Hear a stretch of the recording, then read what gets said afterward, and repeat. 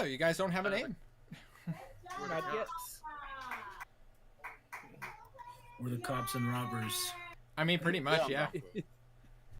That is a very apt name, actually. Yeah, I mean, two of us are pretty much cops, and to be honest, it's Jesus. Yes. check your background, Mora. Speaking of which, by the way, we are currently live. So, Hi. what is going on, my frosty friends? And my... Oh, goodness. Wow. A lot of chaos all at once. As a person who grew up in a big household, I can understand. But what is going on, my frosty friends? My name is Winter Castice, and welcome to the very first session. Welcome to... No, we're not going to go there. Welcome to, actually, the very first session I'm ever DMing for of Call of Cthulhu. But as I am now, instead of being your guys' dungeon master, I am now your guys' keeper of arcane lore. I thought you're such a nerd. You're darn right I am. Nerd. We all are nerds. I was about to say, I'm like, look in the mirror, you all know. Speaking of, this is going to be its own little custom adventure. About to say, this is not going to be anything that's preset or anything like that. And it is dubbed the Pull of the Onyx Mirror. Oh, balls. Oh, what? What? I don't know what you're talking about. Guys, calm down. It's cool. Wait a minute. Anyways. That being said, because this is technically our first time playing Call of Cthulhu, why don't we go ahead and just take a second and just introduce characters just so that way we're all familiar with each other. Obviously, this will be a thing that, obviously this isn't going to be perfect, but I very much like it if you guys just introduced your characters. That's it. Starting top of the call, Tiny. Well, hello. My name is Jacob Crow. I am about 5'11", just dude, silver hair, kind of pale skin, just covered in from head to toe in scars due to time in World War I. I lead Jacob Crow Detective Agency, and I take any investigation that's offered to me, no matter how low or from unsuitable types. Like yourselves.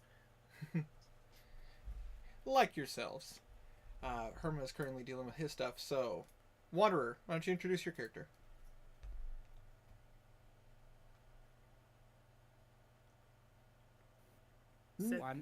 Wanderer?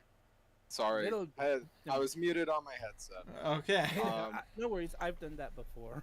I will be playing Little John. He is 6'4", and since leaving the Great War, he has learned to love the fight. Never got quite the same rush from anything else, so he continued his fighting ring and eventually got picked up by a mob family. Fair enough. I'm about to say Stray. Oh, hold on one moment. Absolutely. The name's Joshua Landau. I am a pawn shop owner in New York City. I've owned this pawn shop for 10 years now and seen all kinds of things come through. Did I put a height? I'm just double checking. That's not really important.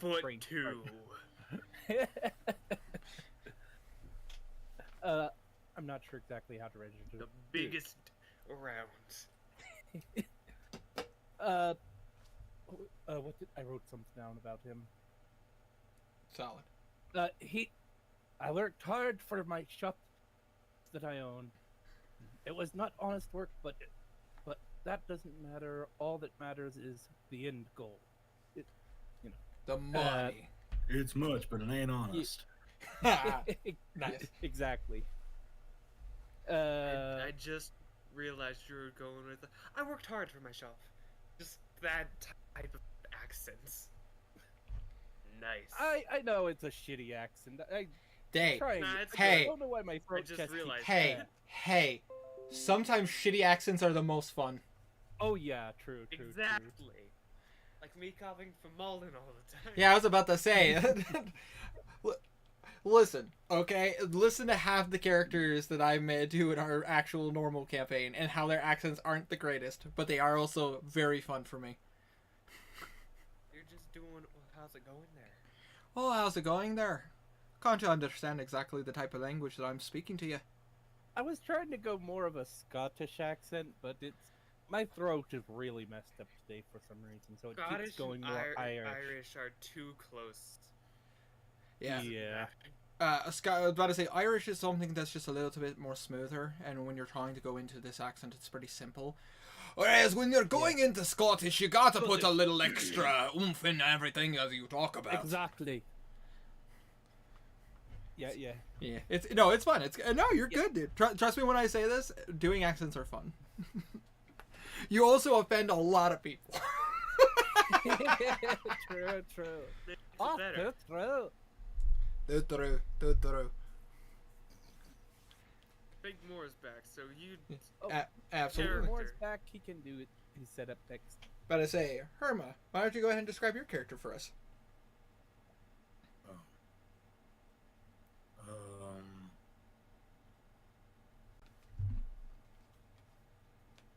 I'm playing Gloria. She's a lawyer. Fair enough. No worries. I mean, it could be as simple as that. Yeah. And then Wealth, why don't you go ahead and describe your character?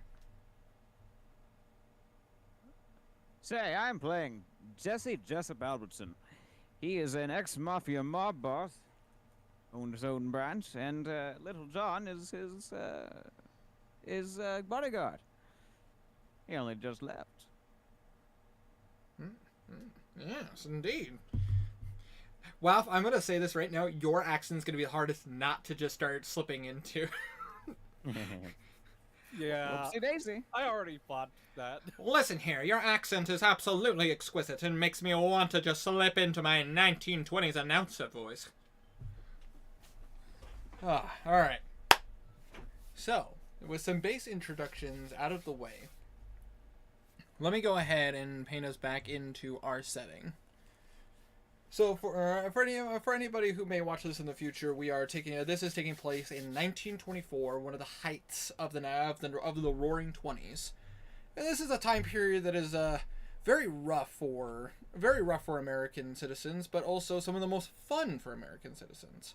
This was a time when corrupt police officers were common. Prohibition was at its highest, which meant that this is when juice joints and speakeasies were very common. This is a time period that private investigation agencies were at the all-time high, because at this point, who can you trust? Whether you're being bought out by the mafia or if the police are basically either just trying to find an answer or not afraid to throw you under the bus for a paycheck from the mafia. This is a time period that people struggled with greatly. But if you were wealthy, or you kept your nose where it belongs and out of where it doesn't belong, you could be very successful in this time period. But that being said, regardless if you're a crime boss, a worker, an employee of their own business, a runner of an investigation office, or a lawyer, this is a rough and tumble city here in New York, and regardless, you guys are in for quite the night. Now, let us go ahead and dip ourselves back into our little world and band of characters, as we're going to slip back into for Gloria Odom. So, Gloria, from where we left off, your character had just done research and trying to find more information about the various cases that were put before you. But the one that seemed the most interesting is the Mahoney case. Somebody who deemed to be running through a seam of insanity, even though they were fine. They've never seemed to show issues in the past. Looking into it, you found out that this particular individual was the last notable thing that had happened before them was the fact that they attended a soiree from a Mr. Oliver Finley, owner of Finley Shipping. Unfortunately, with your research, you were only able to gather so much information. Finding out more about the business side of his world rather than the actual personal side of his world. The only things you were able to find out was the fact that this person is a genuine supporter of immigrants in the country, a strong supporter of natural history, and you also found out that this individual is very, very reclusive, wanting to stay out of the public eye as much as possible. Mm-hmm. So now the question comes about, like, how would you like to try to go further on this case?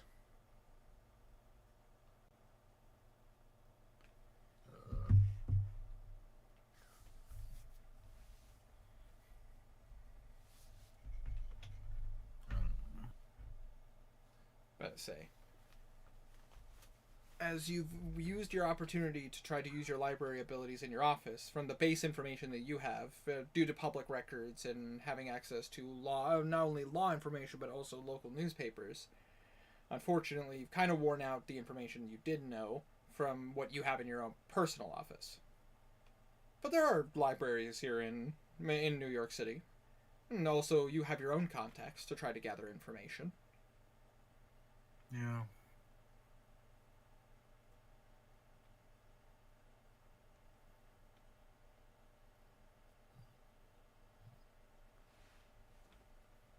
Oh my goodness, sorry.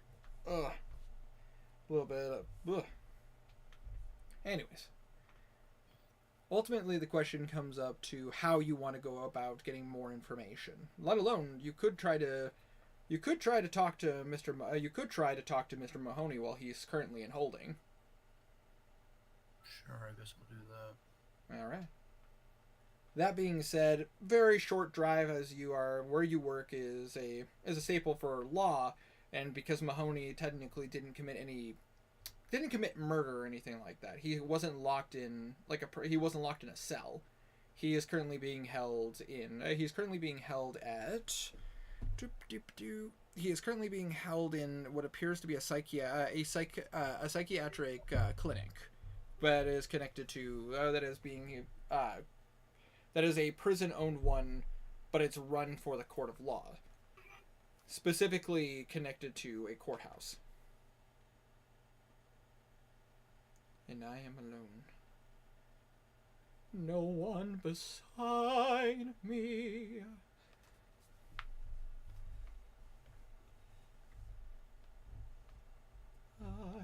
Harm is dead. Yep. I don't want to set the world. The world on I fire. want to start a flame in your heart. Of course, that's 1950s, not 1920s. Close enough. Yeah. Yeah. Actually, Hey, They had a similar style of music. you know what? Something I found out is that the Thompson was made in 1928, so I got a 4-year early edition of the Thompson. you got the prototype. I looked for something that could replace it, and there's nothing. And there's nothing with the style either, so... Let's just If listen. everyone's okay with timeline breaks... Listen. Let's not be too much of a stickler when it comes to this. I am. It's painful. As much as I am a history nerd, like, let's not be too much of a stickler. Otherwise, we could be... I'm not going to remember every piece of lingo, slang, and things that are currently available and what's not available in the 1920s. It's a lot of information. The immersion is ruined for me. Like, unplayable. Unplayable. But I say 1 out of 10. Yep. However, I do have a whole doc sheet on a bunch of slang from the 1920s. Ooh. A lot of these I knew, actually, which makes me very happy. But there are a couple of ones that I didn't know about. I used to know a lot of them, but it's been a long time since I used any of them. And there's more. That's yikes. Oh, wait. Yeah, big yike. I guess we're gonna shift over to someone else. Yeah. Let's go ahead and shift over. In this case, because of the fact of where... Oh. Welcome back. Is this insanity in your house? Alright. About to say, are you good to keep going, Moro, or do I need to step away, or... I like focusing someone else. Okay, I have no problem doing that. About to say, in that case, let's go ahead and focus on our three boys here, down at the bottom here. Jesse, Lil John, and Joshua. Sounds. Wow, if you're muted. Sorry. So, I was no worries. reading something. Say that again. I was saying, because with everything going on, we're going to go ahead and now move down to you boys Alrighty. as we're getting into this. So, as you guys are aware, you have all received your invitation to a soiree for Mr. Finley's tonight. If you guys have decided to suit up, looking good, looking fancy. And I assume you wait to be as close to on time as possible. Don't want to show up too early. That would be correct. I want to be like 5 minutes late, as I usually am. Fashionably late, got it. Yeah, completely makes sense there. Completely understand. As a person who's notoriously badly late, I understand. We know, Winter. We know. I know. Oh man, wasn't this stream supposed to start Shut 2 the hours ago? Shut the fuck up. I will beat you. Please do. I will beat you, and not in the fun way. God. Oh, it's up to me if it's fun or not. Oh. Anyway. Lord. Okay, so you guys decided I blame my ADD. I'm really bad with my concept of time. Anyways. So you guys decided to suit up, make sure you're prepared and ready to go. Weapons. I assume you guys are going to be coming in at least reasonably armed. Oh. Yeah. I'll probably leave the Enfield in the car, but I'll certainly have the Thompson. Absolutely. Both of my guns are on me. Absolutely. 45 revolver is what I'm carrying. Absolutely. Also, I changed the Springfield to a Enfield. An Enfield? Got it. Makes sense. The Derringer is on my back, like right above my ass, and then the Colt is like where a revolver would be if you were a sharpshooter. Completely fair.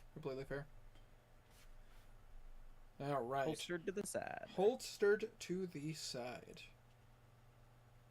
So basically, we got everybody a bit more comfortable, and we got things with you guys as well prepared and having your armaments at your sides. You guys have basically are not only looking good, but also looking comfortable, as it will. So as you three are going about it, I assume Lil John driving the automobile. Yep. But I say no check necessary. It's not like you're in a rush. You're not running from any danger. You're just casually driving, and you do get to the you guys get into the. Oh, do we have a roll 20 for this? There is actually no roll 20 for this. Call of Cthulhu. Well, Call of Cthulhu is actually meant more to be theater of the mind. A battle map would actually make this more complicated. That being said, you guys are brought into the dock district, and you learn. And as you come into the vicinity of where the vicinity of Driston Manor, apologies. You do see some pretty tough looking individuals. They do look like members of the family, but they're not part of any family you've met. Their suits are like you guys are used to very fine suits.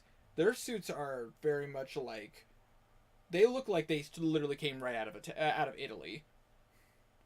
Like these guys are full on classic Italian mafia. And as you kind of come up there, you watch as they look at the window and they go, "Is there something I can help you with?"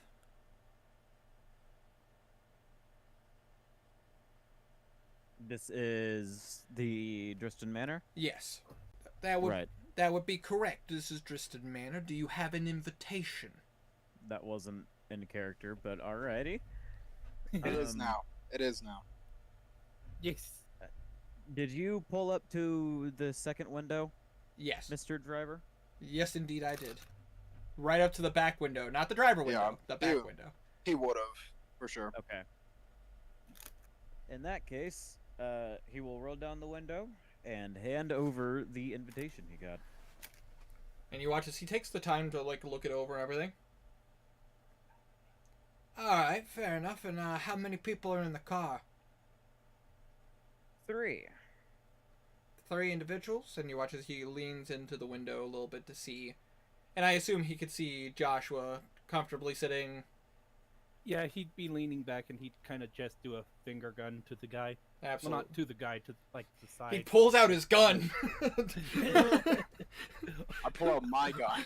Oh god. No, I'm just kidding. I pull out my gun. It's a standoff. That's a stand up. Why are you pointing your gun at me, little John? I don't know who I'm aiming at anymore.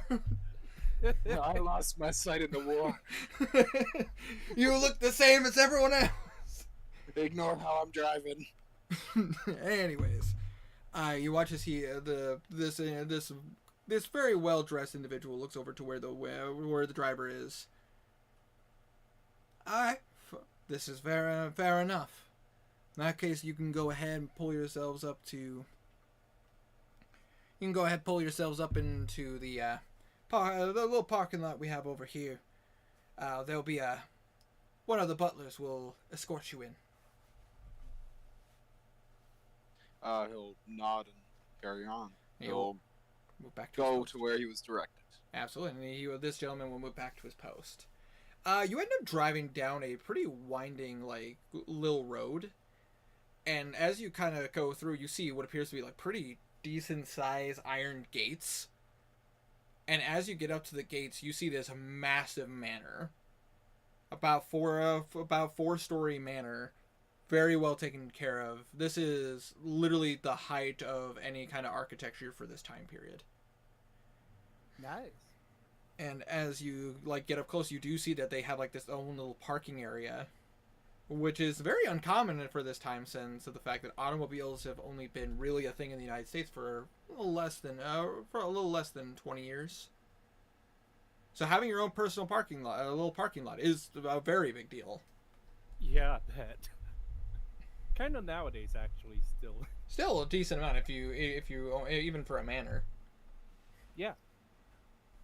But I assume you park the car? Yep. Alright. As you do so, you do see Lil John. There appear to be some of the help coming up to you where the car is. And you see them essentially very well dressed. Instead of having like the full-on 30-piece suit, it's just the vest, nice shirt and pants. But as I say, most of them seem to be holding like either drinks or holding like various kinds of finger food. And as you guys walk up, I assume you guys exit the car. Yes. As you I would open the door for Jesse. I would assume so. absolutely, and as you do so, you see this. Oh yes, good evening, gentlemen. Welcome to the Finley estate. I appreciate you coming to my master's party.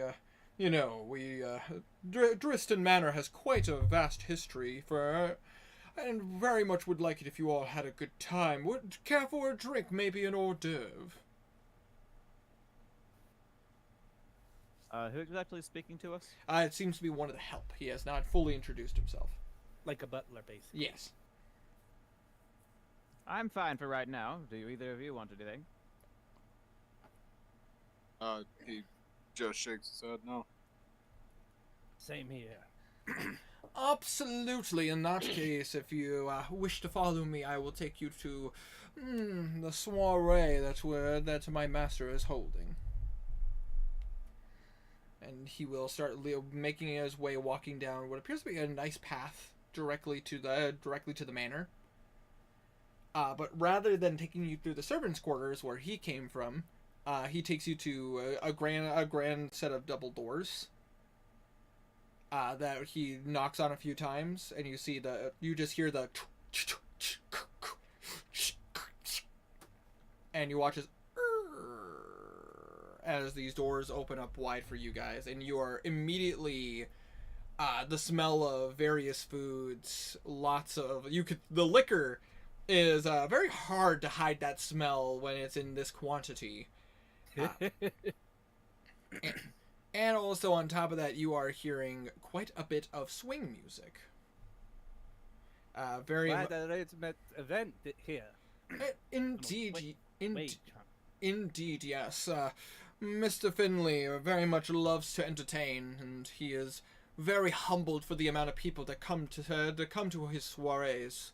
Please, gentlemen, come inside. Come inside.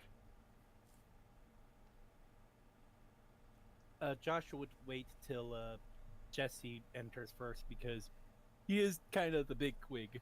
Absolutely. I enter first. Absolutely. And upon doing so... I'll be in second. Absolutely. And then Joshua would third. be third. Absolutely.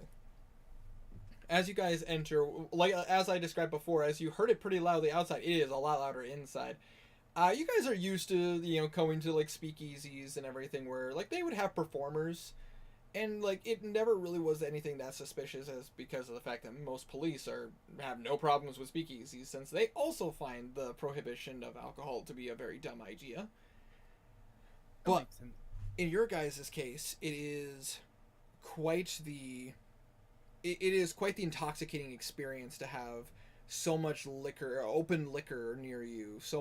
And you see various foods, mainly finger foods. There are some bigger portions, but it seems like because this is a fancy gala of sorts, you get the sense that Mr. Finley's probably trying to impress.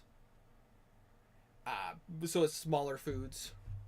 And on top of that, you see a live band performing with many people, like dancing or, basically fancy conversation, if you will. Ah, yes, gotcha. Hey, before we split off, find the bathroom in 20 minutes. You want me to meet you in the bathroom?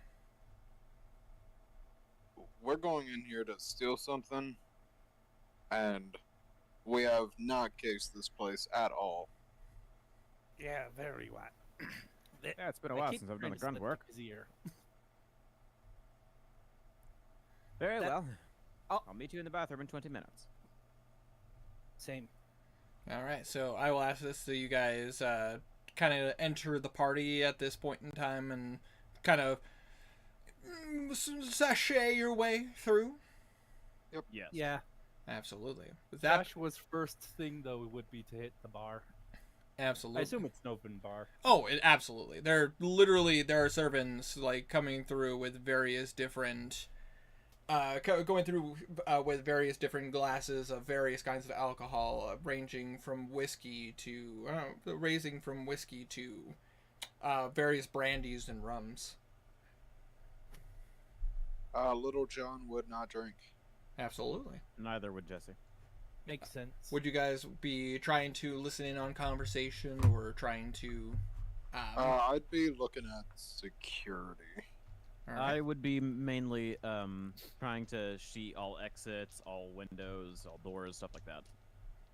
Yeah, Joshua would be kind of doing the same. Absolutely. Then I would like all three of you to roll me spot hidden checks. Oh, right. We're using. All right. I mean, we're using not roll Avery. Avery for this, yes. 1d100. Got a 50. You said find hidden or what? Spot hidden. I don't have Oh, enough luck to hidden. save it. Close enough. Oh no! You can push your luck.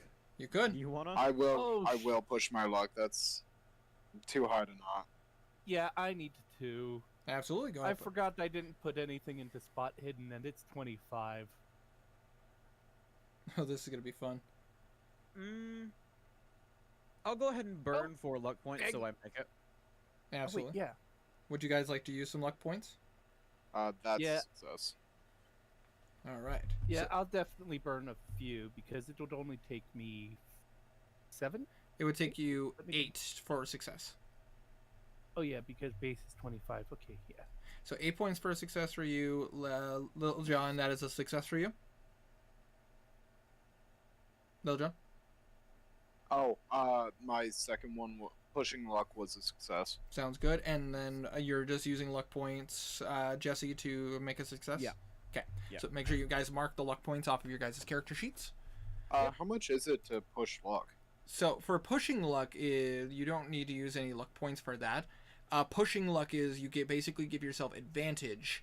But if you fail the second time, it is considered a fumble, to which then I would basically get to punish you, as it is basically the equivalent of a extreme failure. Right. Okay. Whereas using luck points is a limited resource, but it gives you enough to be able to have some fun, do some things that normally you wouldn't be able to. Yeah. Oh, Okay. cool. So, that being said, you guys use your points, push your luck to be able to succeed in your guys' goals. And in doing so, there are things you notice. So first things first, security is pretty tight when it comes to the outside. Inside, it's pretty loose. There doesn't seem to be too many, like, security guards, like, running anything. It seems the only security guards that are there to just protect the kitchen. Basically, you get the sense maybe protecting the servants. Yeah. But as far as, like, the rest of the manor, there is nothing stopping anybody from literally just waltzing into the manor. Open house. Yeah, from what you can tell, nobody seems to be trapped in this room or held against their will. The guards that are near the kitchen and everything, they are armed. You do see a couple of what appear to be, like, strong arm, like, family members. But I say heavier guns and all that. Would I know what guns? Go ahead and... Come on, military man. Yeah, I'll say this. Yeah, I'll give this to you just because of the fact that I don't even know what role this would be. Would this be literally just like history or fire? History? I think this would be history in this case. Or if he were to roll like a specific firearms check or something. Yeah, Or, like, is there a broad firearms? I mean, firearms is a skill you would use to like fire your firearms. But, Yeah, but Yeah. But in this case, I this didn't is a know. history of firearms. This is a tough one. Combine the two. You know what? History or firearms of your choice. I will allow either or. Any firearm of my choice? As long as it's a gun that it was used in the war, I will allow it. I'll do rifle then, because more rifles were used. I need a 55. Okay. That's the I'd have the same. wrong thing. I'd have Ignore. the Don't worry yeah, about that. absolutely. I'd have the same roll done if like Detective Crow tried to tell a gun from a piece. Oh. What the fuck? Would you like to push I'm your gonna luck? push lock. Okay. Yes, sir. Oh. God damn it.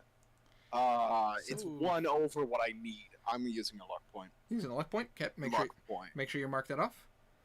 Actually, no. Shit, I think the first one was successful because I haven't. No, I was using my rifle with firearms, not MG. Okay, yeah, so I needed a 55. I got 76. Do you want 20. to One. use 21 luck points, or would you rather just accept that you failed here? It's too early to fuck up. I'll use 21 luck points. Okay. So go ahead and Oh my mark. God. Go ahead and mark off the 21 luck points. I mean, better than the 29 I did earlier. This is Okay. true. This is true. Yeah. A So little more than that, actually. just make sure you don't mark off your total. Just make sure you mark off your Yeah. current. But I say that being said, though, you're able to tell that these. Sorry, I read Tiny's comment. You are able to tell that this particular individual is wielding a.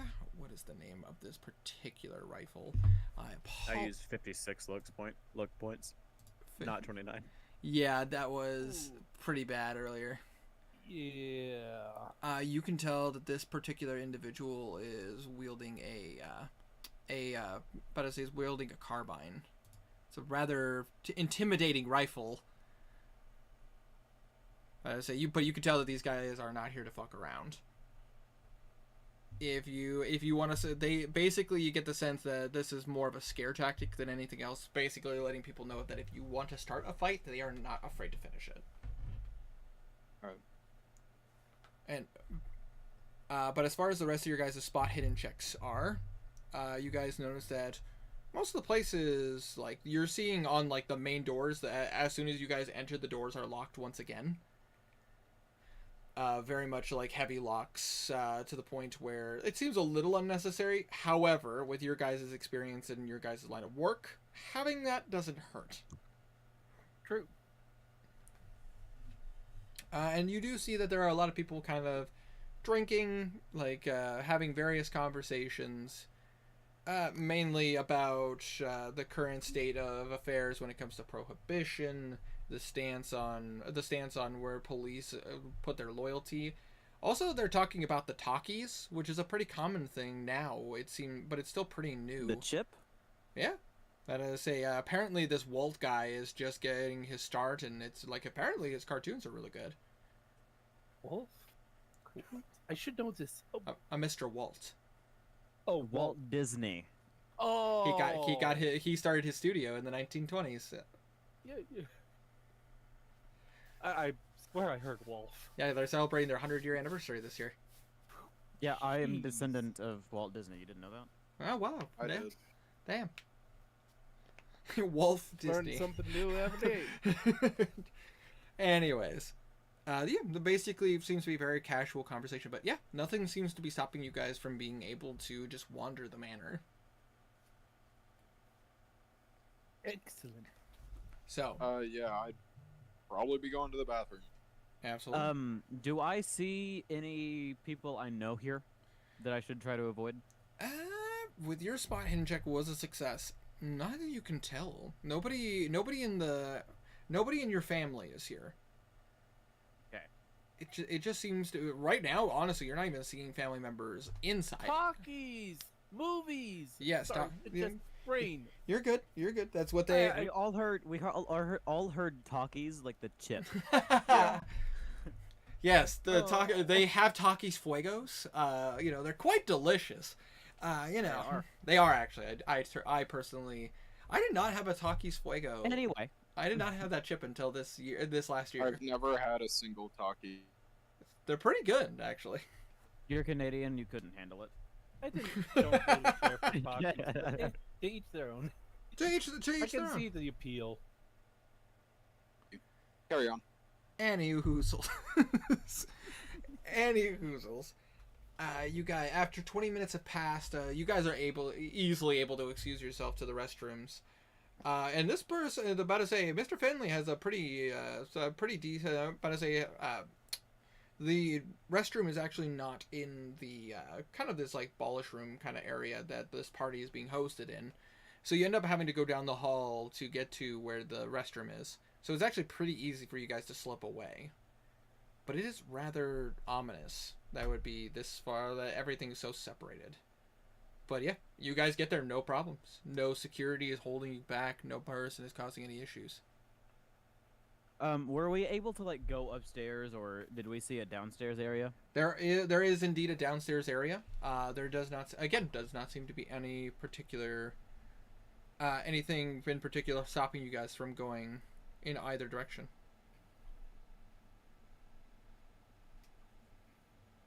Just do it, Wonder. It's fine. Yeah, we're completely. talking in our chat, in our private chat. What? Okay. I didn't see anyone from the family, and I didn't see too much security, being too restrictive. So we could try to go downstairs. Security's And- light. They're only guarding the kitchen, from what I saw. might- Did either might of you not- notice anything? I didn't notice anything too much, though I do realize that what we are looking for probably would not be on display anywhere. Well, If- if a random person had a photograph of the thing in its watch, I assumed that we would somewhat know where it was or if it were on display. Could I roll a seat bot hidden to see if I could figure out where the mirror might be? So in this case, you're trying to decipher whether or not this is. So, are you trying to piece together where you think it might be, or are you trying to think of like, have you seen Yeah. it? Like seeing if I could, looking at the picture, if I could guess where it could be. I will say this. No rules necessary for right this second. The picture you saw seemed to be like almost like a photograph that would be in like a newspaper or something. More than likely, the mirror seemed to be like held as like this person is showing off this Oh. particular item. You get the sense more than likely this just shows that Mr. Finley had received it at some point. You don't know where he would be holding it though. It could be something that could be out in the public eye, or it could be something hidden. You're not sure. None of you know Mr. Finley that well. There. It's a risky play, but perhaps we could go around asking people if they've seen it. Too risky for me. One thing that I forgot to do. I want to check the stalls, You want to check the stalls? Absolutely. bathroom stalls. No checks necessary. You're in the bathroom. You literally just go to the stalls, open them up one by one, and you do not see anybody in there. Great. It is just you guys. Just making sure. Absolutely. That would that would draw a lot of attention to us, wouldn't it? Though. Huh? People asking about the mysterious photograph, not photograph. Mirror? Mirror. Sorry, my accent keeps changing. It's okay. Whatever. We have been playing these characters for a total of like an hour. It's true. True.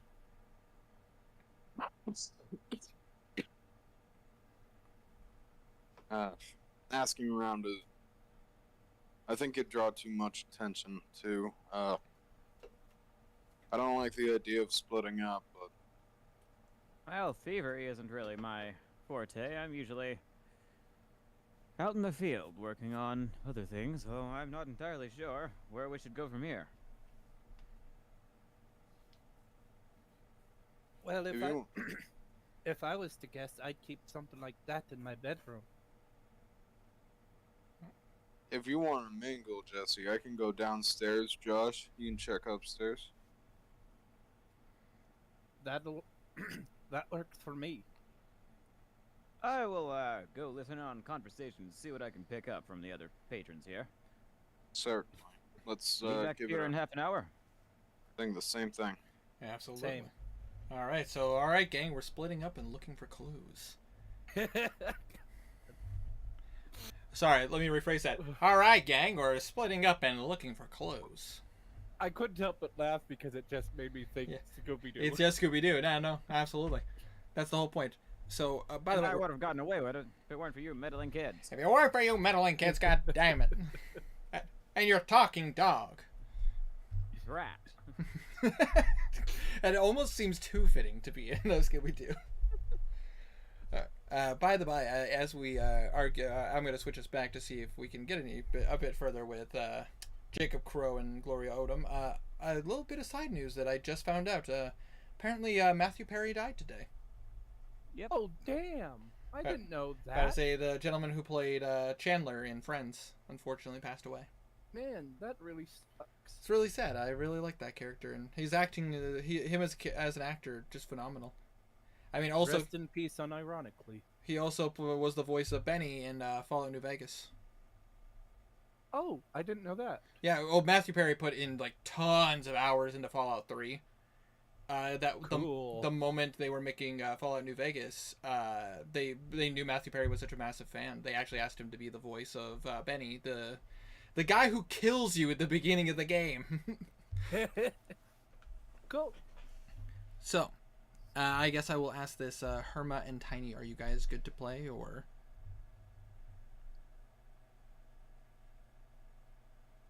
You guys are muted if you didn't remember.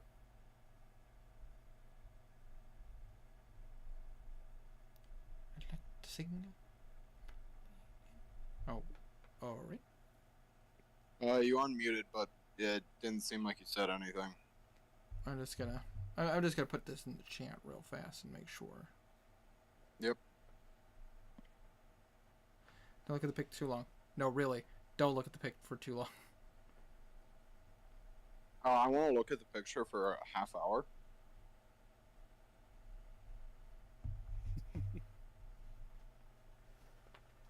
I want to stare deep into its non-existent soul.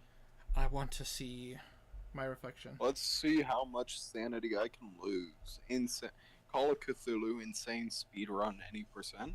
When will my reflection show who I am inside? While we're waiting on them to be ready, I just want to point out for those that are watching, our names are Jesse, Jacob, Joshua, and John. All J's. That was not planned at all. Literally, just the greatest bit of irony. And then we have Gloria. We tried to convince Herma to name her Oh, Gloria shit. instead. To be fair though, all your names start with J, and then it's it's glorious. So therefore, I have our group. Hmm. Gloria and the J's. Hey, I mean, it does. That's the only thing. Not bad. It does work. It does work. Gloria and the J's. Gloria. Well, hold on there, Sonny. I think we should be Jesse, Gloria, and the J's. I don't think they're ready quite yet. Yeah. I feel bad if I'm gonna feel really bad if this man, a part of me. Okay, give him a minute. Okay, so let's go ahead. We'll continue with you guys for a bit longer. It just I feel whenever you guys are ready, feel free to interrupt. We've been going on long enough already. I feel bad. I really do. Yeah, well. Yes, kind of the same. Anyways, for now, I'll continue with you guys. So, you guys decide to split up and going and search for clues. Who do we want to start with? Do we want to start with the man in the party, the man upstairs, or the man downstairs? I think mine might take the least amount of time, but I was gonna say the same thing. Yeah, probably. All right. In that case, let's go ahead. We're gonna start with Jesse. yeah, I'm just going around the party trying to pick up information where I can. All right. In that case, Jesse, since you're trying to gather information and trying to talk to people, I will go ahead and have you do a listen check. I didn't even know that was a skill. Okay, listen is base 20.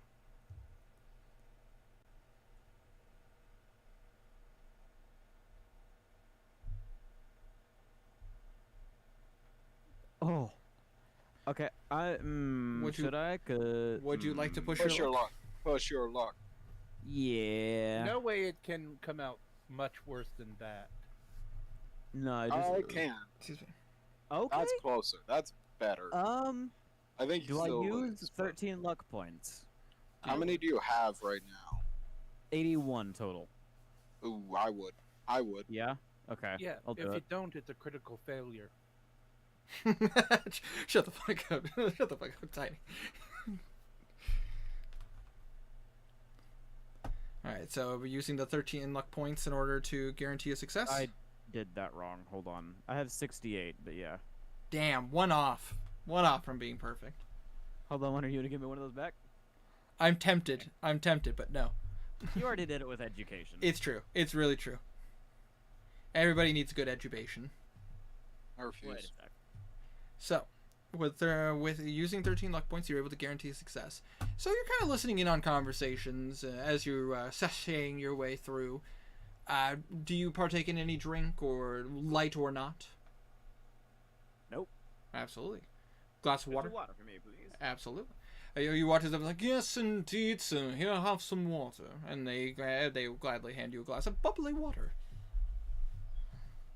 And in doing wow, gross. Jesse, fancy for the time. Gross. Still could be bad. Makes you drink it less. Anyway. You kind of listen in on people's conversation, and you're hearing the common rabble-rousel. But you are hearing some conversation about this particular soiree. Some of them start talking about how they know Mr. Finley. You overhear a couple talking about how Mr. Finley donated money to their business to try to basically increase livability for immigrants in their particular neck of the woods on the lower slums of New York. you hear a businessman talk about how Mr. Finley donated money to his case to be able to get him away from an embezzlement claim. And then you hear some people go, and I do have to say, have you any of you seen Mr. Finley? I certainly have not in this particular case. He normally does come to, show himself at least once in all of his soirees, but it's quite odd that he wouldn't do so earlier. Maybe he wishes to be fashionably late. And just all of them just go like, oh, let's have a drink. To Mr. Finley's health. Bully indeed, yes. And you just see as they are not really too much to gauge from these particular individuals, but there's some information. Is there anything else Jesse would like to do while he is down here?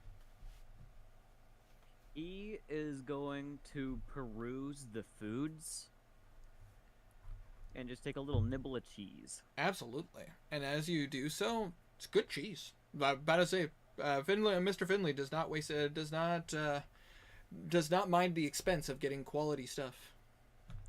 He will go to like a random group of patrons that are talking and just be like, "Say, why does Mr. Finley spend so much on these soirees anyway?" Yes. I guess I don't believe we've met. Mr. Anderson, a pleasure to meet you. Oh, I'm thinking of a fake name in real life. Absolutely. Casey. Jerry. Crow. The name's Saw Casey. That one billboard. Oh, fair enough. A pleasure to meet you. But I say, I haven't seen you here. Your first time? It is indeed, yes. Just quite the extravagant situation to be in. Well, be invited to Mr. Finley, to be invited to Mr. Finley's soirees. Must be a man of impeccable talent of sorts.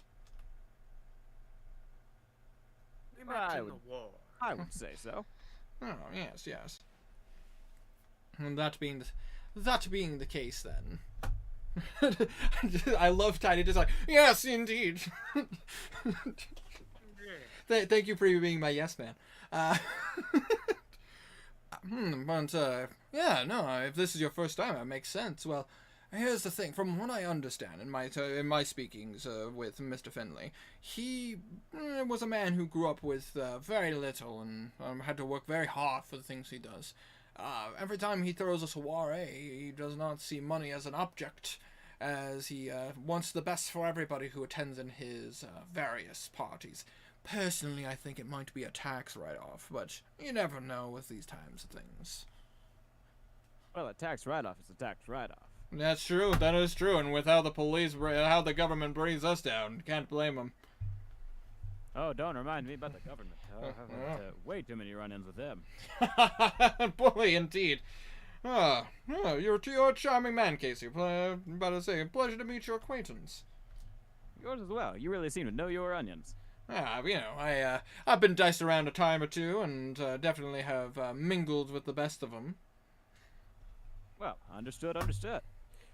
Remind me, how many of these soirees does he do every year? Oh, quite a few actually. Most one maybe twice a month, depending. But some of those are more of a private affair. Those for personal friends of his circle. But events like this he holds at least once a month. Oh, really? Yeah, he's got personal ones as well. Indeed. Interesting. Indeed. About to say, as I unfortunately have not been invited to such an event. I unfortunately don't know Mr. Finley that well. I'm hoping to fix that with the time as time progresses. But so a couple of his personal friends. Let me take a look here. Yes, indeed. Yes, yes. Yes. Let me just take a hit of my pie. All of this is 100% in care. I know, right? Yep.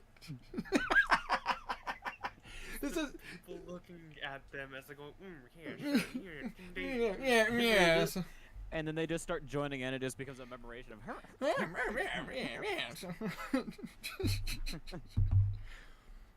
You see, My mother has gone to sleep. I am going to go make some coffee. sounds good. Yes, bully.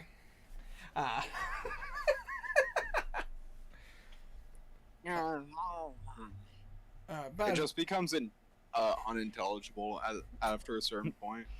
It's it's like what they did with certain characters in fucking Attack on Titan Abridged, where they just basically all the like super rich people were just like, oh yes, oh, Yeah. oh. That's all it is. That's the only sound coming from upstairs. I And do. that's all. That's the only thing Little John hears when he's in one of that area. You just open one of the bedrooms, Sounds and it's like just like breaking 5 here. different guys going, oh, Oh, yes. All fully clothed. all fully clothed. Yeah. Nothing Just sexual standing in here. a circle around the fucking mirror. Standing on the bed, though. However, scandalous bit of information. I hear you could see Mr. Andrews' ankles. No, Hey. Sean. Yeah. No, Ooh. Sean. Has personal soirees with friends. Oh, Wait, as- did you say Mister? It's okay, but if you said Mrs., she's a whole. how promiscuous of a woman to show her ankles in a 1920s gala. Honestly, I'm personally offended. I'm gonna put this Tommy gun to use. God. Guys, I'm uncomfortable now.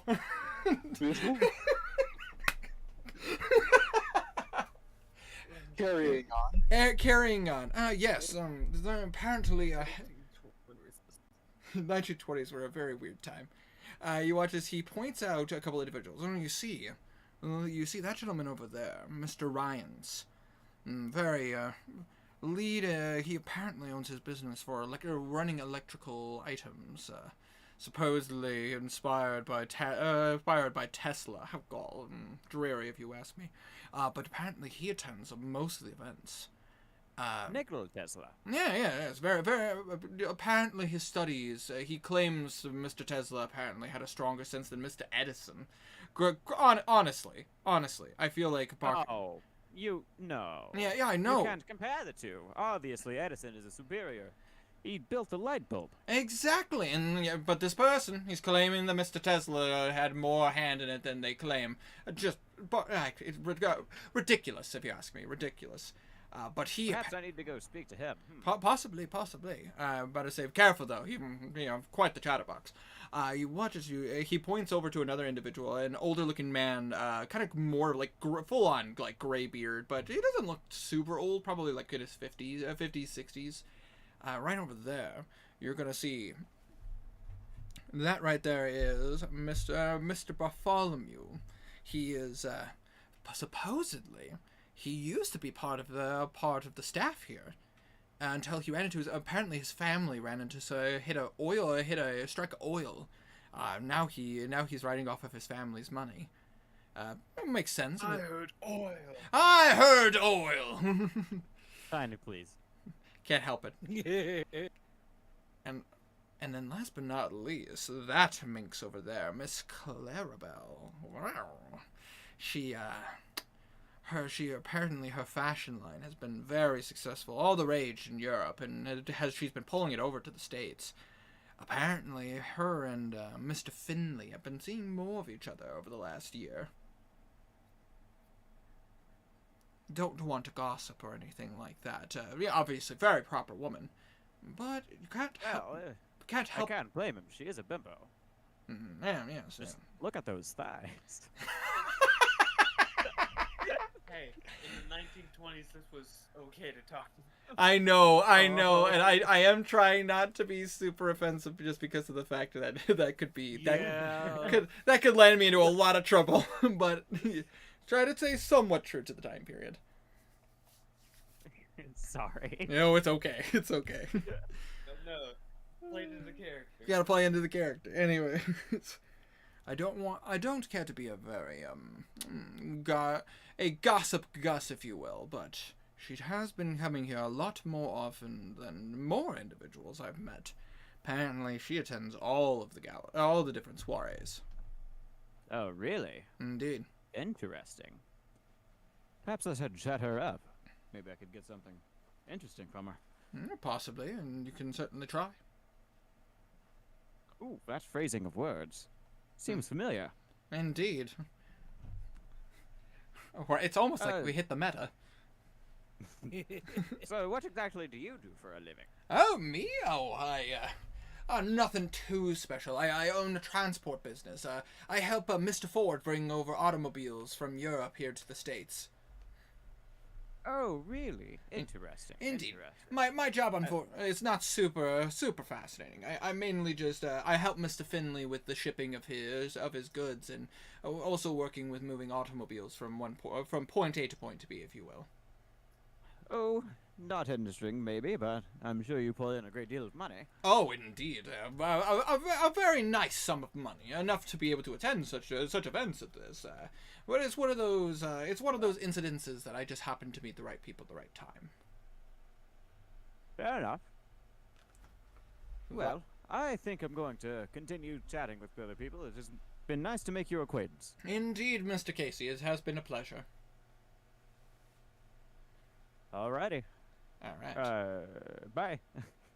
And he'll walk off. Yeah, absolutely. That is you walk off to speak with others. But let's go ahead and take a quick moment. Let's talk with our Hermit. Tiny, you guys good to continue, or? Is our resident lawyer okay? Yes, is our resident lawyer okay? Is Gloria coffeed up? Yeah. All right. That being said, then, let's go ahead and follow Gloria, who is currently heading over to a psychiatric facility, currently holding Mr. Mahoney. And Miss Gloria, Miss Odom, as you do come to this particular facility, you do hear, excuse me, how can I be of assistance of you today? I'm here to see Mr. Mahoney. Oh, can I ask what the business is? I'm his lawyer. Oh, fair enough. In that case, why don't you just have you sign in, just so that for our records, and then I'll gladly take you to Mr. Mahoney. She signs him. Absolutely. And as you do so, you're taken through this facility, which is a rather nice location. You do see some individuals who seem to be a little tied up in the moment, very much in the sense of either they seem to be like more leaning towards unconscious with various drugs, or you do see some that are basically almost like being tested for various mental tricks to see how their mentality is. You are brought to a private room. Mr. Mahoney is right in here. Would you care for me to be around, or would you rather speak with Mr. Mahoney on his own? I would rather speak to him alone, if you don't mind. Absolutely. Just make sure you be careful. He's been having some bouts of Insanity? Yes, yeah. He seems fine most of the time, but certain words seem to trigger him. So make sure you just be careful. And they will leave you to it as they walk back down the hall. I assume you enter. Yes. As you do, you see what appears... Oh. Certain words, not saying what the words are, but certain words. As you walk in, you see exactly as the description puts before you, like not a bit of an older gentleman. Seems to be in his 40s. Very well-to-do man. Obviously because of his time here, his hair is a little in disarray, but about as a brown, but like with tints of like gray and white. But very very well-to-do. Though now dressed in what appears to be like common like essentially like common pajama. Yeah, basically like common pajamas, something that they could easily take off of him to like inspect him.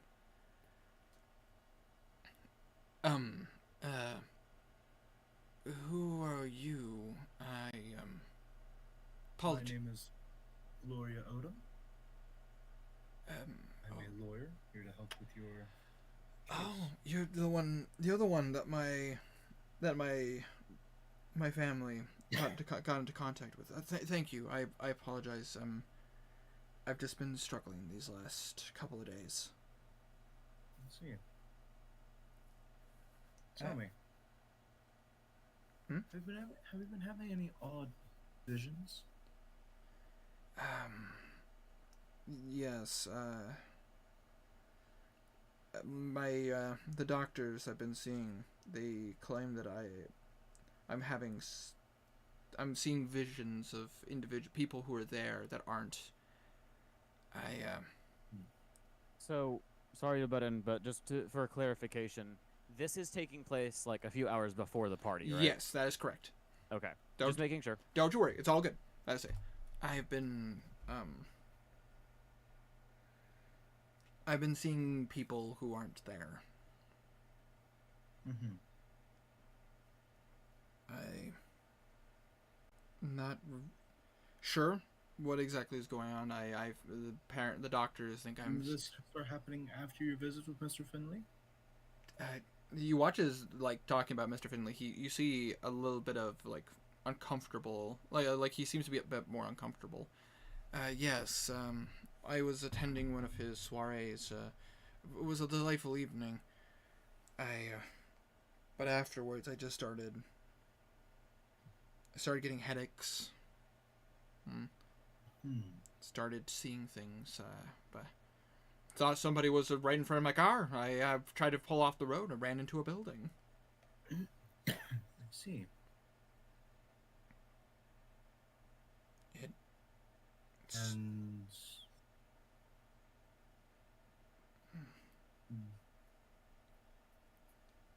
And About to say,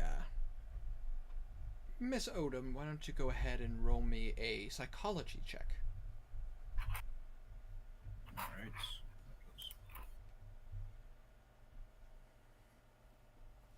Psychology, there it is. I would like to push my luck. Absolutely. Oh, success. Perfect.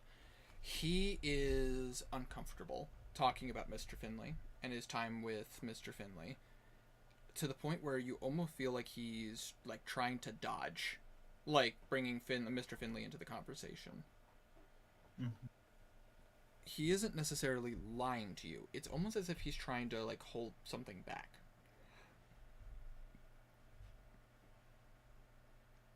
Last question.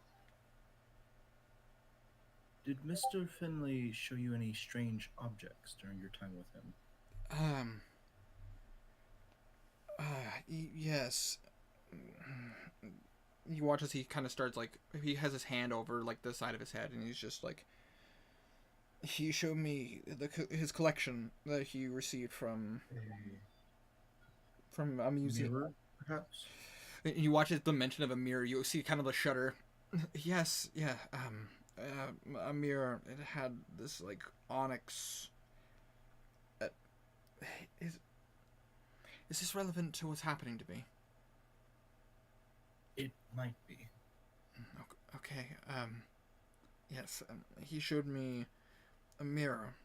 It had these weird carvings on it, wording I didn't recognize. He showed it to me, and it was very, very nice. I saw that. And I don't think I need to tell you, she's writing everything he's saying on a piece of notebook paper. Absolutely, I imagine almost what would be the term for it? Quick hand. Yeah. Absolutely. He was talking to me about it. I had donated money to an event. We both had donated money to an event trying to raise education in New York and trying to embrace the next generation to learn, especially with the day with the prohibition and everything going on right now. I was just helping him look at. He asked for my help on a couple of items that he had. It's weird though. I remember seeing the mirror. I don't remember the rest of the night, though. I think I might have drank too much, or something along those lines. I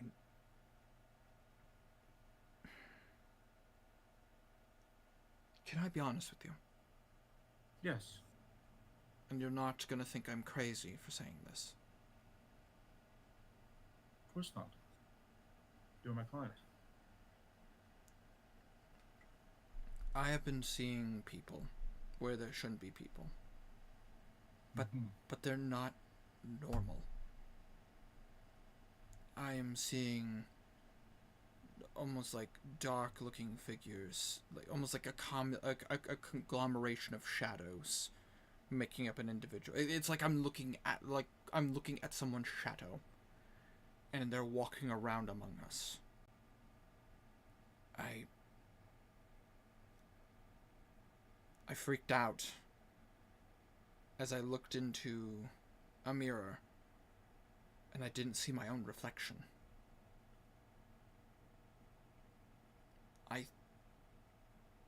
I know it's crazy, but I swear I'm seeing these things moving around. I haven't seen any since coming here, though. But when I left the manor, when I left Driston Manor, it's almost like something awakened in me. But I can't see Mr. Finley doing that to me. Mr. Finley's a kind and generous man. Well, sometimes appearances can be deceiving, Mr. Mahoney.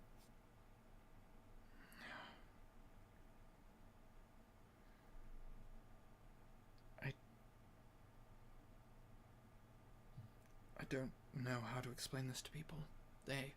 The doctors, every person I've talked to, think I'm crazy.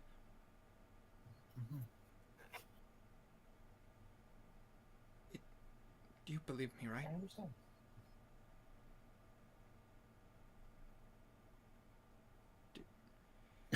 If you could, would you try to draw one of these creatures into my notebook for me?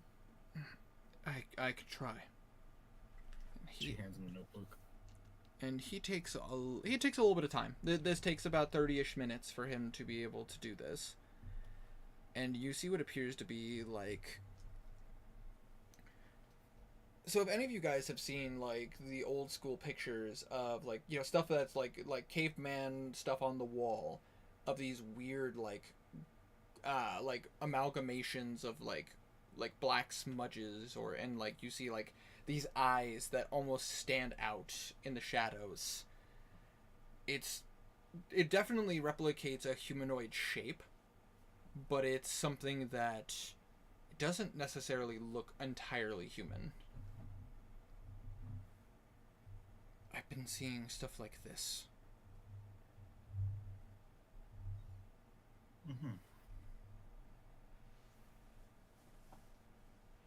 Do these things speak to you often? Whenever I'm alone in the darkness, I very kind of the people here to let me have a candle at night, and I asked them to take the mirror out of here and the curtains are drawn so I can't see the window.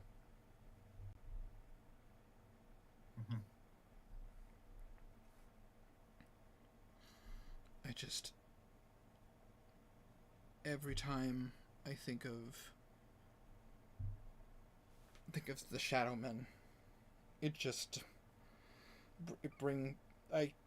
don't feel safe. I don't know how to handle this. And you watch as he kind of has to lean back a little bit and almost lays down. I apologize. My constitution seems to be failing me. It's quite all right, Mr. Mahoney. And you watch as he reaches over and he grabs what appears to be a set of pills, and he takes a drink of water. Hopefully that helps. Anxiety medicine. Uh, Supposedly to calm the nerves, but I'm not sure if that will help you in this case, Mr. Mahoney. hmm. I don't know how to. If Mr. Finley's doing this to people, that's awful. He's such a kind man. I just. What would you and Mr. Finley talk about I whenever mean, you'd visit? I've gone to a couple of his soirees. He typically he is a man who we talk about our beginnings. My family originally we came from France, but being born here and being able to do my time here in the United States, I've been able to build up my business, and I found more success here than my family did in France. But I do know what it was like to be at the bottom, and me and Mr. Finley bonded over our time talking about how we started our businesses, and we would talk about the various charities that went around. But Right. he did talk about. He did bring something up with me. Do you ever hear tales of success, like what people have been willing to do to succeed? Mm-hmm. And not necessarily in the traditional sense. Like what are those individuals called? In Germany, the Brother Grimm. They talk of these tales of what people are willing to do for success.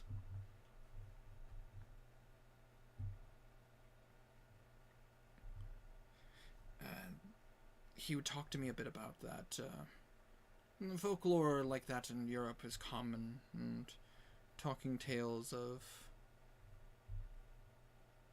the various things that people are willing to do for success. I just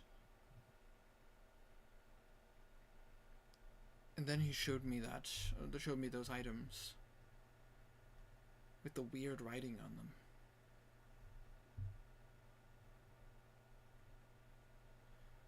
I just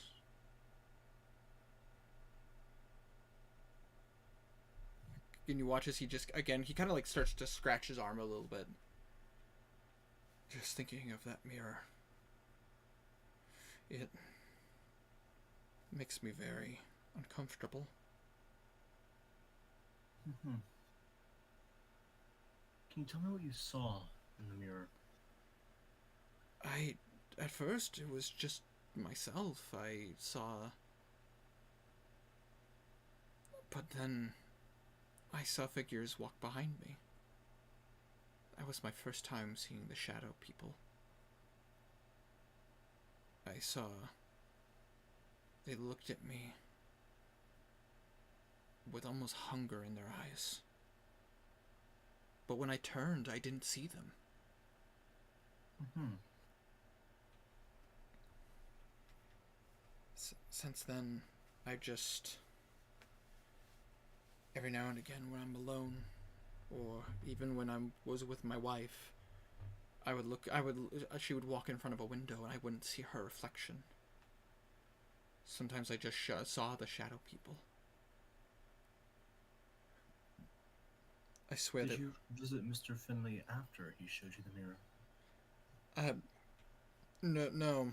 I did try to contact him regarding his collection. I think like 4 days ago. It was a day before the crash. I tried to get in contact with him. I was looking for answers. I've been in here ever since.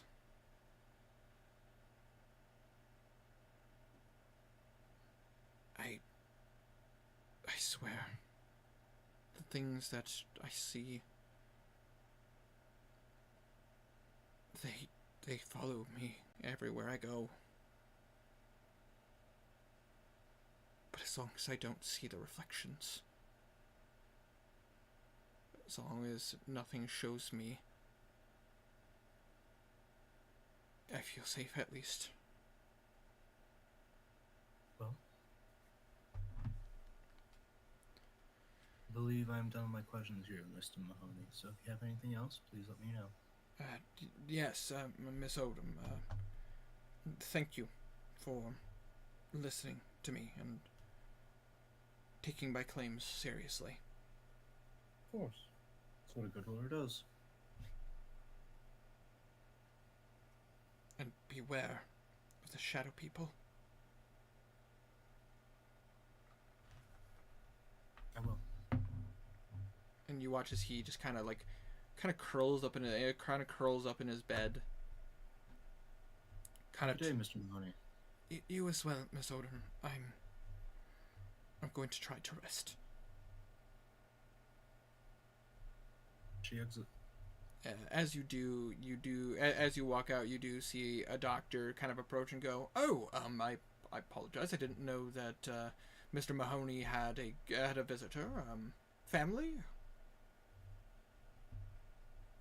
Business reasons, I'm his lawyer. Ah, fair enough. Tragic thing with this man.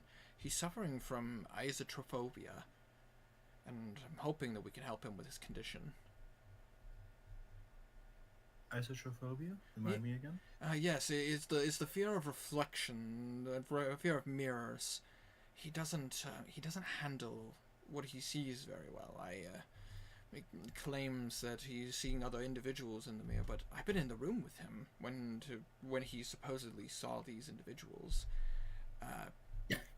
Quick question, Winter. Yes. When did Mr. Finley start going into more of a secluded state? Within these last couple of years, the photos were getting less and less. You get the sense, based on your research, within these last 5-6 years, he's been becoming more and more reclusive. Doctor, have cases of isotrophobia been increasing over the last few years? Why, as a matter of fact, yes. We've had a couple of individuals, more in the wealthier pool of our city. They've been only a handful of cases, a couple at a time, but I think we've had about 25 cases over the last couple of years. May I have their names, if that's not a breach of conduct? I would need to go through the proper paperwork, but I could probably get that to you within the next couple hours. That'd be wonderful. But I say, did you have a firm to which I can send this information to? Just here. I'll send you my office, and you can send it to my secretary. Absolutely. Thank you so much. Thank you so much. I appreciate your understanding that this is very confidential information, but if it can help in a case. Of course. Thank you. Absolutely. I hope you have a wonderful day, Miss Odom. I'm gonna go in and make sure that Mr. Mahoney sleeps well. I have some more medicine for him in case he needs it. All right. And swell evening. And you as well. And you watch as he dips into the room, and you just hear some noises, but it's not nothing violent or anything like that. No, he's being murdered. Yeah, brutally. Just awful. It's terrible. But She's going to go back to her office and wait for that list. absolutely. As you do so, as you are waiting for the list to come, Mr. Crow.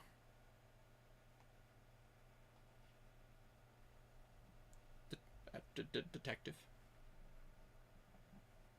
I was muted. Hello there. Hello there. You sound like you're speaking through a pillow once again. Oh, wait. Hold on. Give me a second. Ah. Hello. Hello. There we go.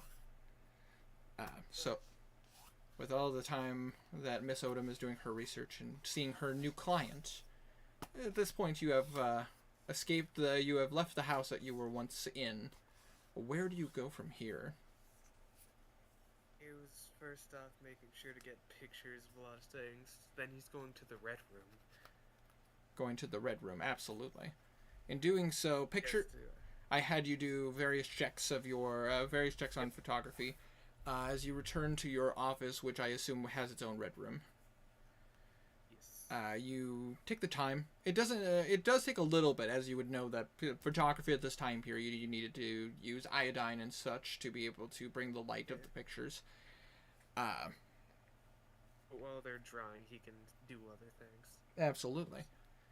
So while they are drying, what would you like to be doing in the meantime?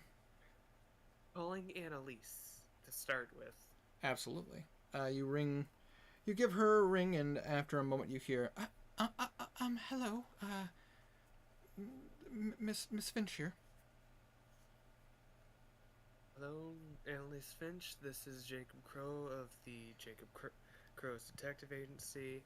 I have some news about your brother. Oh, you do? Were you able to find him, or at least a clue to where he might be? I have clues.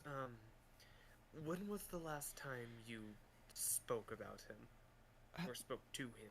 The last time I spoke to him was about 5 days ago. He was having. It was just a normal phone call. We were speaking of the normal thing, our day-to-day lives, and so on and so forth. But he ended up having to leave the phone call a little early. He was he had some headaches or something.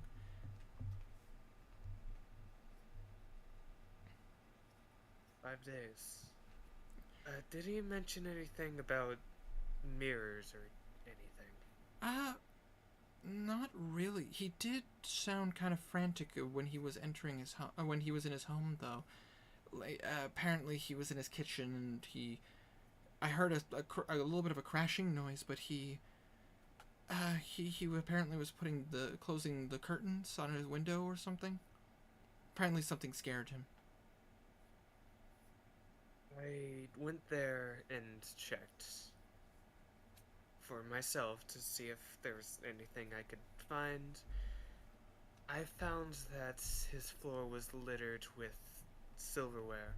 There was a note from his butler that was a note of resignation, and his room was full of glass from shattered windows and mirrors. Oh my goodness! I didn't know that his butler had quit. Shattered mirrors and windows. Is there? What does that mean? I'm unsure at the moment, but I believe that your brother. How should I explain this? I believe that your brother had received an infliction after visiting a certain Finley that you gave me the address to. Oh. And through that affliction has gone driven a bit mad. My goodness. Any chance on you might know where he might have gone, or? Well, my next option is to go ask Finley himself. If I can find him. I would hope so. I wish you the best of luck. I tried to get in contact with Mr. Finley, but his servants were disregarding my calls. I tried talking to the police, but they said it was too soon to be sending a search party to be looking for someone who supposedly still has been keeping contact with people. I don't know exactly how to handle this. I wish you the best, but I do hope you have better luck than I did. I will do my best and get back to you with anything. But please do. Thank you so much, Detective Crow. You're welcome. Hanging up and calling Gloria. Absolutely. So, Gloria... Or calling the secretary, at least. Absolutely. As you do so, but I say, Gloria, you do hear some ringing as you re-enter your lawyer firm, and you hear Miss Valentine go, "Hello. Can I help you?" Jacob Crow from Jacob Crow's detective agency. Is Gloria in? Oh, Detective Crow. It has been some time. It's a pleasure to hear from you again. Nice to hear from you too. Uh, I got a case that I think she might be interested in. Absolutely. Let me see. And Gloria, as you're, I assume, putting your coat up and getting comfortable in your office once again. I don't know if Herma's still listening or. Yes, I was muted, sorry. Oh, okay. It's all good. I just wanted to make sure I wasn't just talking to the air. You see Miss Valentine. You watch a. You see Miss Valentine walk into your office and go, "Oh, Miss Odom. Detective Crow is on the line. Apparently, he wishes to speak with you. If you have the time." Oh, sure. Connect me to him. Absolutely. You watch as she goes back to her desk and Miss Jacob, you hear, "I'm transferring you now, so just give it one moment, please." And literally through a few instances, you hear your phone ring, Miss Odom. She picks up. Hey, Gloria. Hey, Jacob. What pleasure?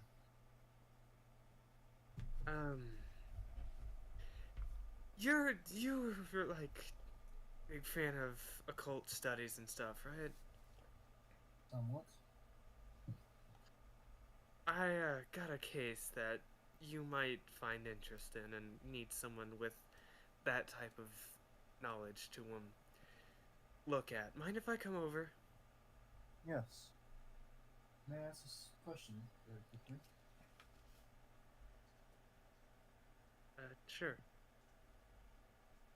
Does this client of yours have something to do with Mr. Finley? How'd you know? Strange hunch. Come to my place. We'll talk. Alright. All right, and He's go ahead. he's gonna develop the photos, then head on over. Absolutely. Which at this point, the photos, so you've been hanging them and having them dry. You're able to gather them. They very crisp and clean photographs. Does the one of the notebook and the newspaper give him a headache? Go ahead and roll me a spot hidden check. Okay.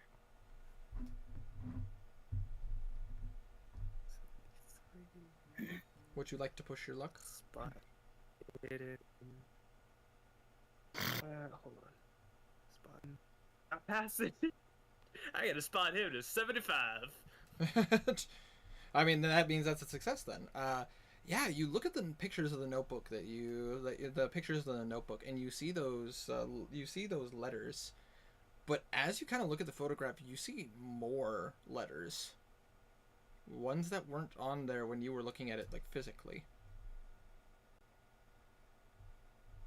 Oh no. The more you look at it, the more your head starts to hurt. Just gonna hide that photo. Just put it back. Put it in your case folder. Yeah. Absolutely. And heading on over to him. Absolutely. Again, Yes. no driving check necessary. You're not this isn't a perilous situation. You're not running or fleeing. You drive over to the Odom's law firm. And as you do so, as you walk in, you do see the familiar sight of Miss Valentine go, "Oh, Mr. Detective Crow, and you watch as she extends out a hand. A pleasure to meet you again." He's going to take the hand like a gentleman and kiss the back of it. Oh, Mr. Crow, you're such a gentleman. Stop flirting with my secretary and come here. You watch as Miss Valentine just kind of shrinks, sits back down, and is like going through her paperwork. You have to treat someone proper. He's gonna head on in. I'll take my eyes off of you for 1 minute, Jacob. I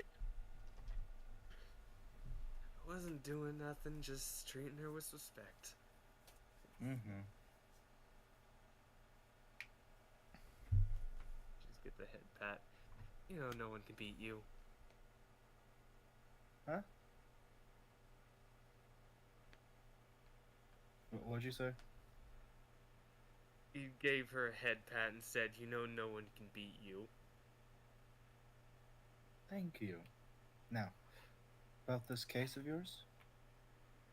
Right. He puts down his case file. I gotta look at that. Wrote it down.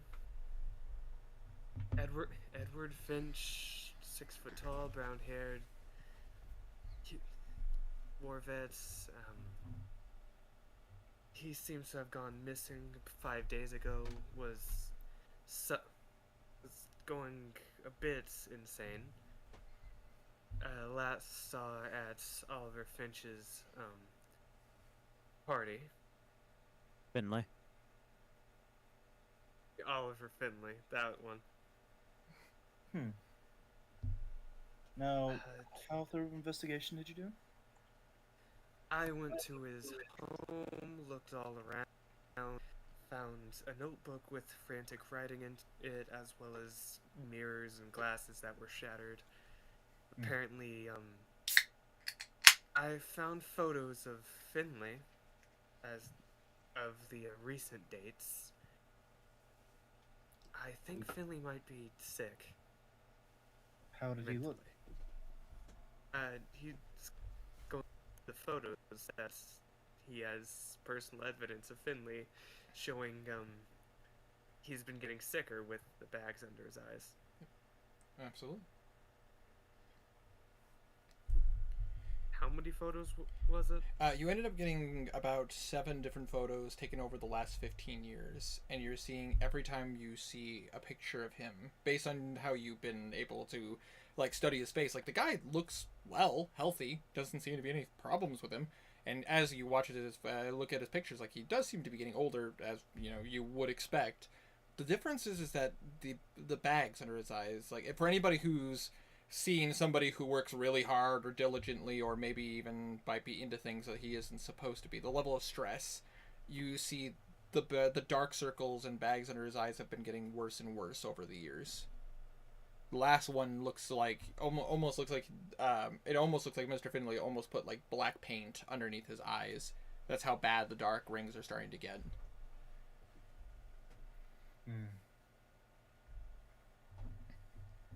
As for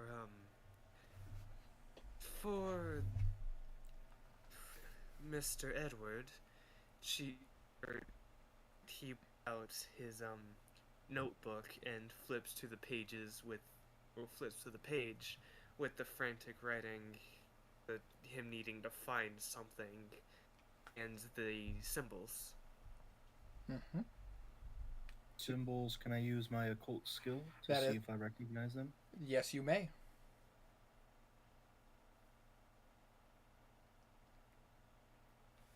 I will push my luck. Absolutely. Extreme success. That is extreme success right there. You take a look at it, and immediately you're recognizing the symbols. You would recognize them as the language that was on the mirror before. The language that this language being used by various of different cults. But you're actually able, because of how short this message is, you're actually able to tell what it says. At least the base message, the 4 letters that are at the top. It seems to be a type of... the writing seems to spell out help. Help? That's not concerning. You want to see something more concerning, though? Show me. Every time I look at this, it gives me a massive headache. Just don't look at it for too long, okay? Okay. He puts down the photo, showing that more of these symbols popped up. Absolutely. As you do so, you are seeing basically the piece of notebook paper, but you see the base letters that you saw before, but now you're seeing almost a scramble of more. You lagged out. I apologize. Not only do you see the notebook paper that had the had the lettering on there that spelled out help, you're noticing a scramble of almost other of these letters that are almost in a weird pattern, and then one pretty decent size like Eldritch rune. If you'd like to roll another occult check, you could. I would, in fact. You know what? I'll push my luck. Absolutely. Success. Perfect. As you really look at it, you do recognize that rune. It is a eldritch sign for power. Typically cultists would put that on like athames, on like tablets, or some kind of conduit for power.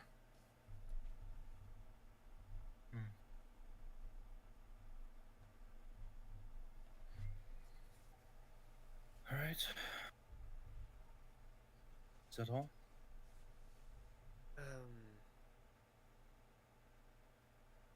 Kind of. I think. Was that all? I believe so. Based on your research, this is what you're able to come up with Mr. Finch. All right. She closes the notebook with the photo inside of it. Jacob, get into a nice suit. We're going to Mr. Finley's party today. Oh boy.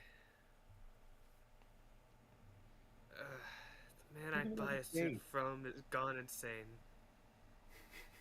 Think of it like a date. It's fine. I know of a place I can get a nice suit. Oh.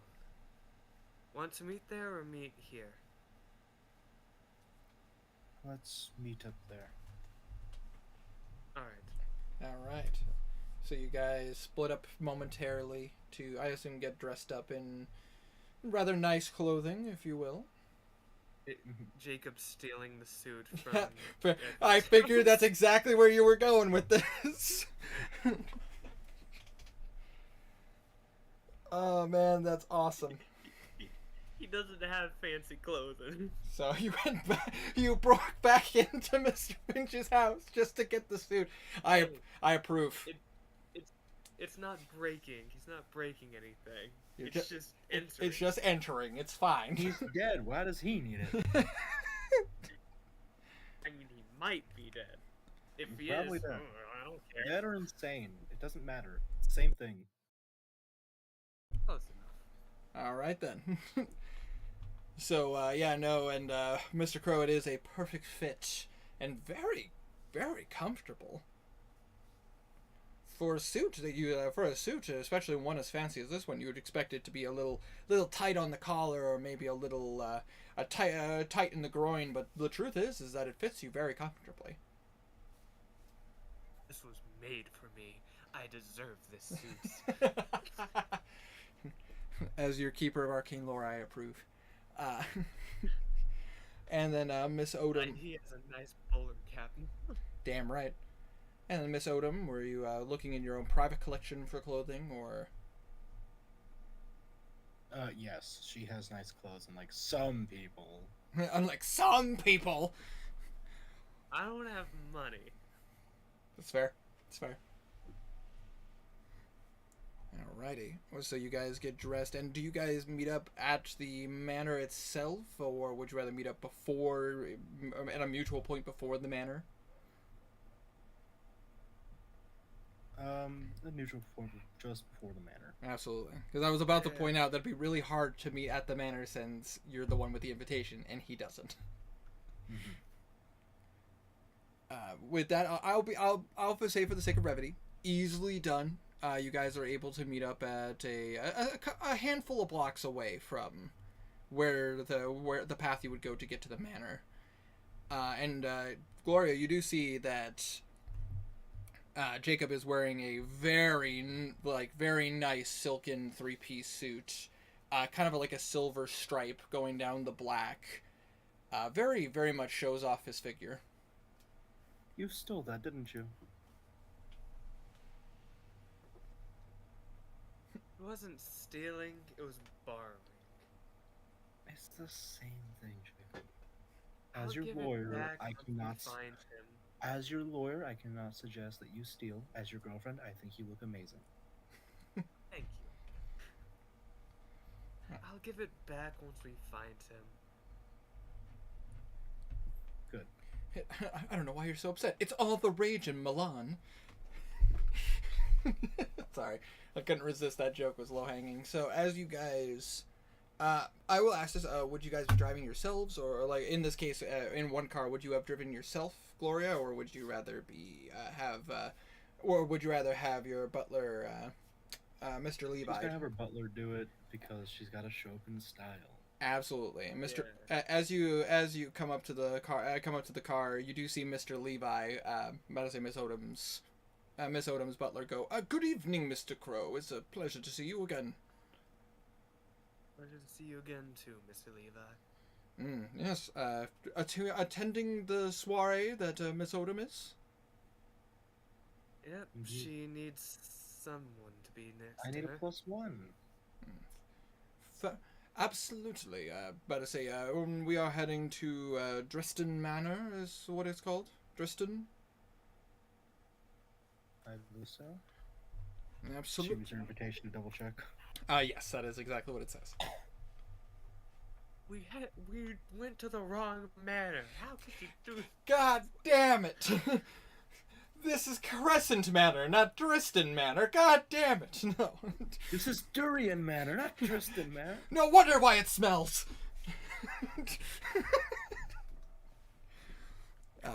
As you guys come up to what appears to be a dock district, you come up to what appears to be a privately owned path, and you see a very intimidating looking figure in a very nice Italian suit. Pardon me, would you happen, he seems to be talking to Mr. Levi. Pardon me, would you happen to have an invitation to be here? Pardon me, excuse me, Madam Odom, would you happen to have the invitation on you? She hands him the invitation. Absolutely, and he shows it to the person. It's like, yes, this is for my Madam Odom and her +1, Mr. Crow. And about to say, the person kind of looks at it and goes, "Oh, this is handwritten by Mr. Finley." Absolutely, and you watch as he hands it back to you. Do take care and enjoy the party. Of course. Thank you. And you watch as Mr. Levi starts driving you guys down the private drive, to get to what appears to be a privately owned parking lot. Jacob's making sure that his dog tags are on the outside of his suit. Absolutely. As you guys, as Mr. Levi steps out to open the car for you, Gloria, you do see what appears to be a servant come up and go, yes, a pleasure to make your acquaintance. Invited guests, please, welcome to Dresden Manor. Is there anything I may help you with as you enter the manor before? Can we get some glasses of champagne? Absolutely, would be my delight to get it for you.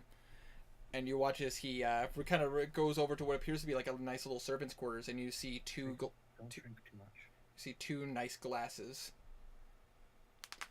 There you are. I tend to not drink on the job. I drink after the job a lot. There you are, and please allow me to escort you into the manor proper. Is there any sort of map for the manor? That way we don't have to ask around for the bathroom, or we just have to find it. Oh, very easily. When you're in the the door goes directly to the ballroom. If you go to there should be a north passage. If you follow that down, you'll be able to hit the restrooms, as you will. Just do be careful. The manor is quite large, and while Mr. Finley has no problem with people wandering, just be careful where you go. Of course.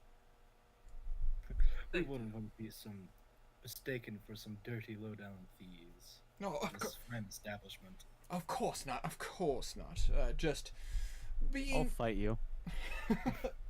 Just trying to be as courteous as possible, and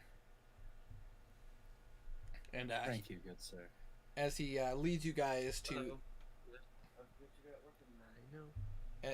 as he leads you guys to the doors, you watch as he does like a kind of knock, and you hear like chink chink chink chink chink chink chink, and you watch as the double doors open. Please enjoy the festivities of Dresden Manor. Oh no, thank you. Absolutely. And as you guys enter the party, I'm gonna leave you guys here for a moment, and I'm gonna take this to upstairs. Which remind me, Joshua, were you the one who went upstairs? That's you, Stray. Oh, I know. I didn't realize my headset got muted somehow. It's all good. I was just curious if you were the one who went upstairs. Yeah, that's right. Looking for the bedroom because he thinks that the mirror would be in a bedroom. Absolutely. With that being the case, then I'm gonna. Sorry for stammering. I had to turn the music down because it came kind of loud. No, you're perfectly fine. In this case, because you're trying to find a particular item, go ahead and roll a spot hidden check.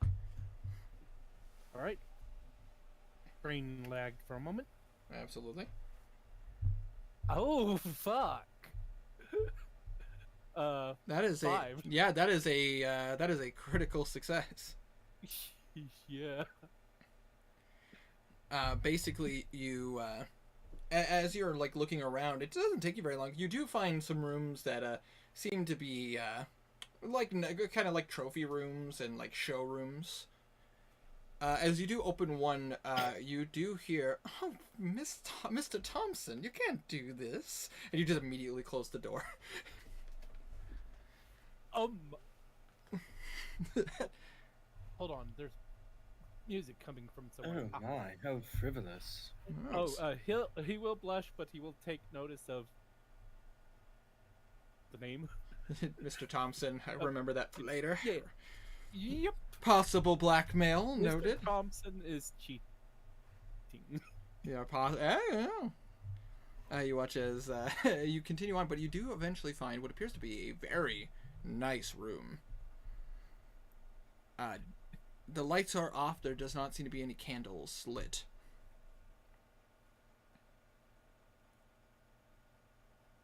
About to say, do you want to try to like look around in the darkness, or would you like to like pull out a match and just like light a candle? Yeah. I'll try to pull out a match and light it. Yeah, or see if I can find a candle. Or would there be light switches? There'd be light switches. This is a modern manor, so which means for this time period. So there'd be lights. Yeah, he will look for a light switch, and after he lights a match to see if he can see it. Absolutely. Sorry, brain kind of rambly. You're fine. After you light the match, you can kind of see the room a little bit better. You find the light switch near the entrance, so you just and you watch as the light pops on, and you see a pretty nice looking room. Go ahead and roll me a spot hidden check since you're trying to find something in here. Oh, another one? Yes, because you needed to write a spot. Oh yeah. Because I get. You were first trying to one find. was to find the bedroom. The other is to find the. You're trying to look for a particular item. Oh, shit! Would you like to push your luck? Definitely. That's Ooh. still really, really low. And I do not have enough points to even try to come close to saving that, right? So as you start looking around the room, in your hustle, as we'll get to what the failure will be, you do notice something that seems a bit peculiar. Everything is super nice in here.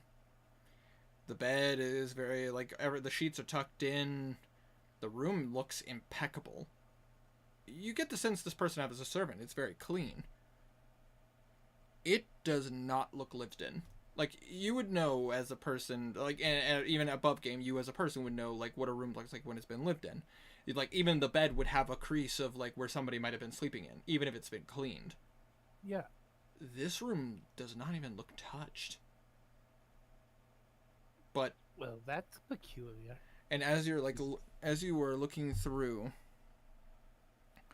like you, as you're looking through the room and you're like trying to find this mirror, you ended up pulling out like maybe pulling open some drawers to what appears to be this like what are they called, an armoire. They're like they're like the standing like closets and everything.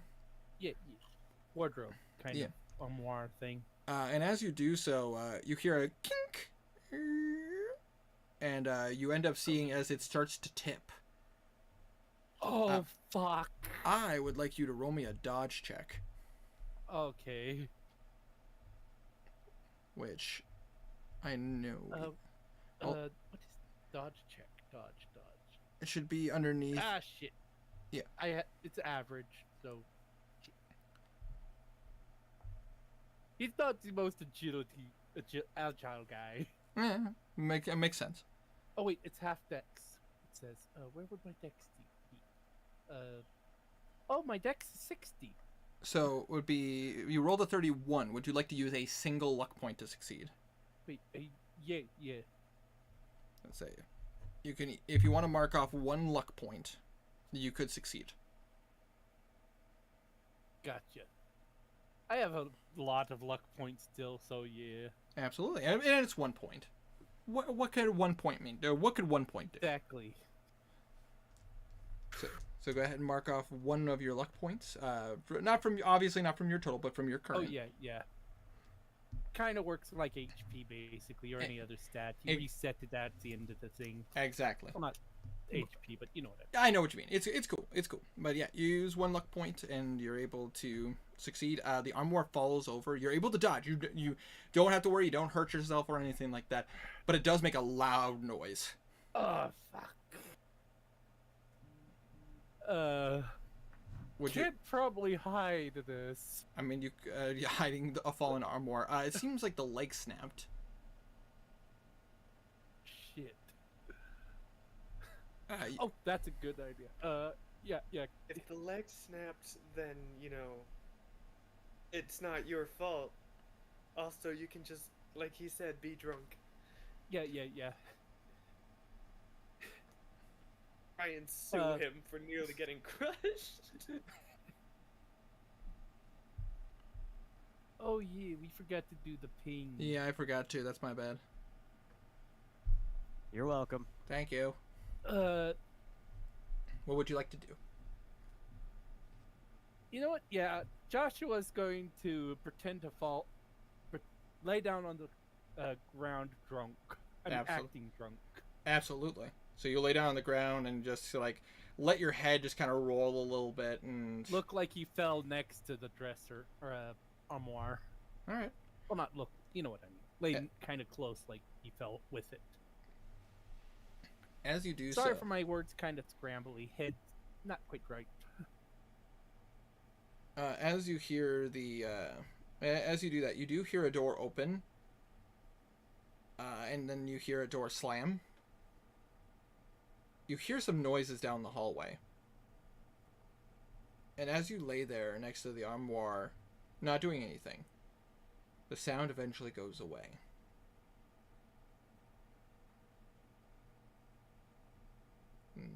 Time passes. Nothing happens. He kind of wipes his forehead as he gets up and checks to see if there's anything worth knowing in the armoire. Absolutely. You start looking in the armoire and like there's some nice clothing in here. Like nice pieces of suits and all that. But again, similarly to the armoire itself, like the bedroom itself, these suits look brand new and they don't look like they've been touched.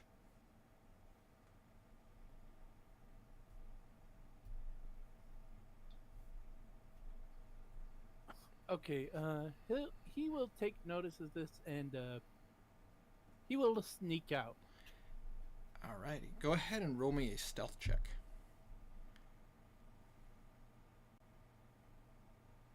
Holy shit! That is a critical success. God damn, guys. Man, this for a fat guy, he can sure hide. I think that passes. Yeah, I think that passes. As you are making your way downtown, and you are trying to avoid being caught, you do hear a scream. And it's coming from the same room that you accidentally opened. Oh shit. He will run to check on it. Absolutely. Are you gonna, like, because of how high your stealth check is, do you want to just open it in, like, just a creak and see? Does it sound like a scream that he got hurt, or someone being hurt, or is it a different kind of scream? You can roll me a psychology check. Okay. Oh wait, got the stupid thing mixed up. It's all good. It's all good. Twice apparently. Sorry. There we go. What is? I don't think I have a good psychology. Oh, 40. Oh, hey, then That's a pass. that is a pass, indeed. Also, guys in chat, calm the fuck down. Oh, people in chat doing something? Yeah, specifically in the Call of Cthulhu chat, they're messing with each other, but don't metagame. Just get it's fine. You know, No. Yeah, I'm trying not to metagame. I will meh at you guys. We're all new to the game. Shush. As you Sound can. like a bunch of yappers to me. Wah, wah, wah. Wah, wah, wah. Wah, wah, wah, wah, wah. As you look at, you can tell that there's fear in that voice. There's somebody has been scared or startled of some kind. There is. This isn't like a fear. This isn't like a scream of surprise or joy or anything like that. This Or is ecstasy. yeah. This is Quotation marks on ecstasy. there's fear in this voice. Fear. Yeah, he will charge right in. Absolutely. Do you, again, with your high stealth roll, do you want to just like open it very like a creak to see in? You know what? Yeah. He'll creak it open to see, and if it looks bad, he'll charge in. Absolutely. As you open the door a creak, you see a woman like against the wall. The same woman that you saw before. You see her against the wall, and suddenly you watch as a slash mark goes across her chest, 3 lines just directly like across her corset. And you and you watch as like the scream falls silent as she falls over, and you just see what appears to be almost like a dark, misty individual like standing before her, and it just kind of like fades almost immediately. I would like you, Stray, to be the first one in this party to roll me a sanity roll. Shit. Oh. Would you like to push your luck? Would push your luck. Just checking sanity. Where would that be? Or Sanity should be at the should be near the top It's of your power. Yeah. Oh, power. Mhm. Yeah, I will definitely push my luck. Absolutely. It's a fumble either way. It's fine. Oh, hell. Wow, there we go. All right. It unnerves you to your core to see this. It, like, you essentially saw what could only be equated to a wraith just attack somebody. I need to roll something real quick. No matter what, you are still going to lose 2 points of sanity. Oof. But that could have been worse. Okay. So, yeah. That is not enough. Definitely. That is not enough to cause any symptoms or any phobias. So you are Sanity restores at the end of sessions. Just checking, right? No, it does not. Sanity is something you would have to visit a sanatorium in order to, and it takes weeks to a month to get sanity back. Gee, oh yeah, no. Losing sanity is a big deal in Call of Cthulhu. Makes sense. But yes, you watch as that happen. The woman falls to the ground with this massive claw mark across her chest. What would what were you gonna say? I was gonna say, what would you like to do? He will throw open the door, and check on her. Would you like to her and check her pulse and everything? Sure. Yeah. Also looking around, seeing if there was was a trick of the eye or something. See if someone else was in the room hiding somehow. Absolutely. As you walk into the room, You see another horrible sight. You see a gentleman. About to say, he seems to have been taking his suit off. He is bare chest, but still wearing his dress pants. And you see a gaping hole in his chest. Oh shit! And you see what appear, and like now, and after looking at him, you see as the blood kind of like streaks down the wall. About to say, but you like check her pulse real quick, and you do feel a pulse, but it is slowly weakening. If you would like to roll a medicine check, you could. Yeah.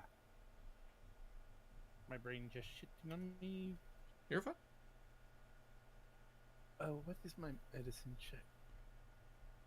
I'm pretty sure I have like shit medicine, so. Yep. First Average. aid, not medicine check. What's up? First aid check, not Oh. medicine. Oh, that's true. I apologize. Thank you for correcting me. But yeah, this would be. Still where would probably first aid good. be? Oh, there it is. Oh, 30%. Would you like to push I'll your push luck? my luck. Absolutely. I have to push my luck a lot. Oh, Wow! Exactly the same.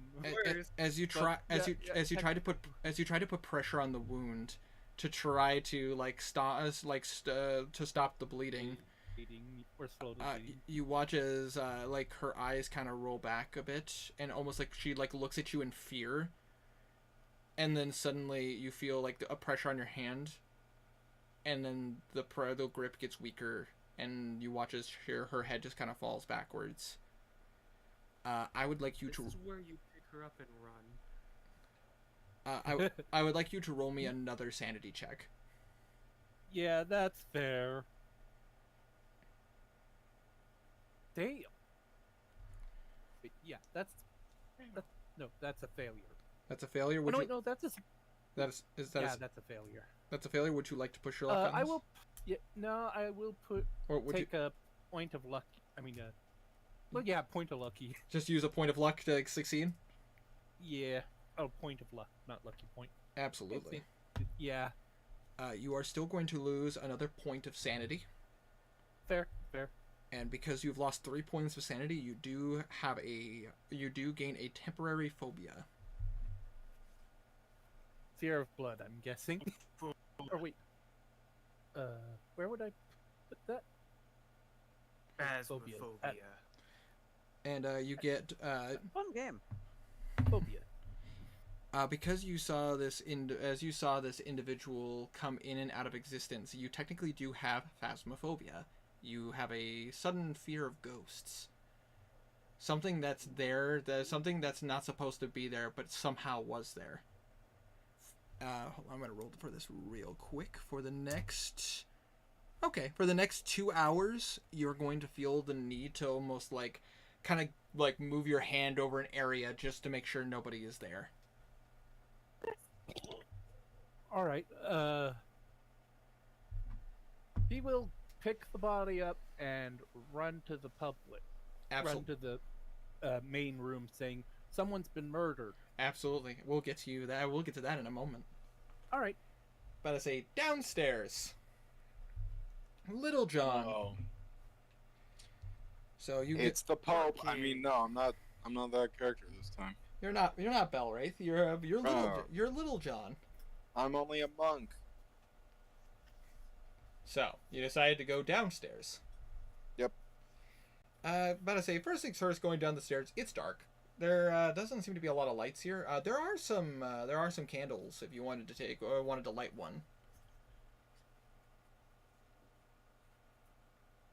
Yeah, I'll do that. Absolutely. Lines up. But I say no check necessary on this because as you were going down to the basement, it's dark, and you were able to just grab a candle and just and light it. Apologies, had a burp trapped in my chest for a second. As you go down the stairs with your light in hand, you see what appears to be a rather nice looking door, and as you kind of give it a pull, it is locked. Can I look left and right, see if anyone's around? Go ahead, roll me a spot hidden just to see if anybody is hidden around here. Hidden. 50. Nope. That's a fail. Would you like to push your luck? Nah. No one's here. It's pitch black. It's fine. Can I just kick the door? Yeah, go ahead and roll me in this case. That would be... go ahead and just roll me a strength check. 78. Mm-hmm. That's a success. Fucking barely. You kind of have to give it a couple of kicks, but after about 3 kicks, you hear the successful as the door just flies open. Go. And yeah, I'll wander in. Absolutely. As you wander in, you have to as there's a decent amount of dust. That's all right. I'll take a handkerchief and cover my mouth and nose, Absolutely. and hold the candle out to investigate further. All right. So as you wander in, you kind of go down, and at first you think, oh, this is probably just going to be like your standard basement, probably a room or two, whatever. When you come down the stairs, you see what appears to be a vast-sized, basement. Rather than the basement being separated out into several rooms and everything down here, it almost looks like a massive showroom floor. If you ever been to... So basically, you saw the size of the manor. You get the sense that this entire basement is just one massive room. You do see, obviously pillars and everything holding the supports up above. Okay. But it's one massive room. Nothing in here? A lot of stuff in here. There are various different items, about to say large and small. You kind of go up to one and you see what appears to be a statue of a creature with a lion's head, but the body of almost like the body of oh god, I apologize, I got that reversed. It'd be the head of an eagle and then the body of a lion. That's kind of fucking weird. Go ahead, if you want to take the time to try to look around here, go ahead and roll me a spot hidden check. Spot hidden, that's gonna be 50. Yep. That is a hard success, since you got more than half. You kind of start looking around, and you're seeing... After a while, you start kind of getting to certain sections, and you see almost what looks like exhibits. You pull off what appears to be a tarp over a table, and you're seeing writing in language you don't understand. If you would like to see if you can figure it out... Oh no, it's a tarp. It's a tarp, Harry Potter. You see a language that you're not familiar with. I believe there is a language stat. I believe so too. If you would like to try to figure out what language it is, you could roll that. Otherwise, you can just accept that it's a language you don't understand. Oh, where is it? Language should be underneath. Between law and jump. Yeah. Oh, it's not there for me. So can someone tell me the base of it? I think it's just point 1. 1. 1? Yeah. Okay. Oh, yeah, there it is. Maybe. Would you like to push your luck on try to figure out a language? Or use 29 luck points. I was thinking about the 29 luck points, honestly. Just because, I'll push my luck. You push your luck? No. He's not that smart of a guy. That's okay. But to say, it's not like you'd get any, there's nothing massively critical I could do to you here. You're trying to understand what a language is. It's just, you know how it is with those other countries? Most of their languages are the same. Whatever. Probably some fucking kraut speak. It's probably some kid decided to carve in the stone and call it a language.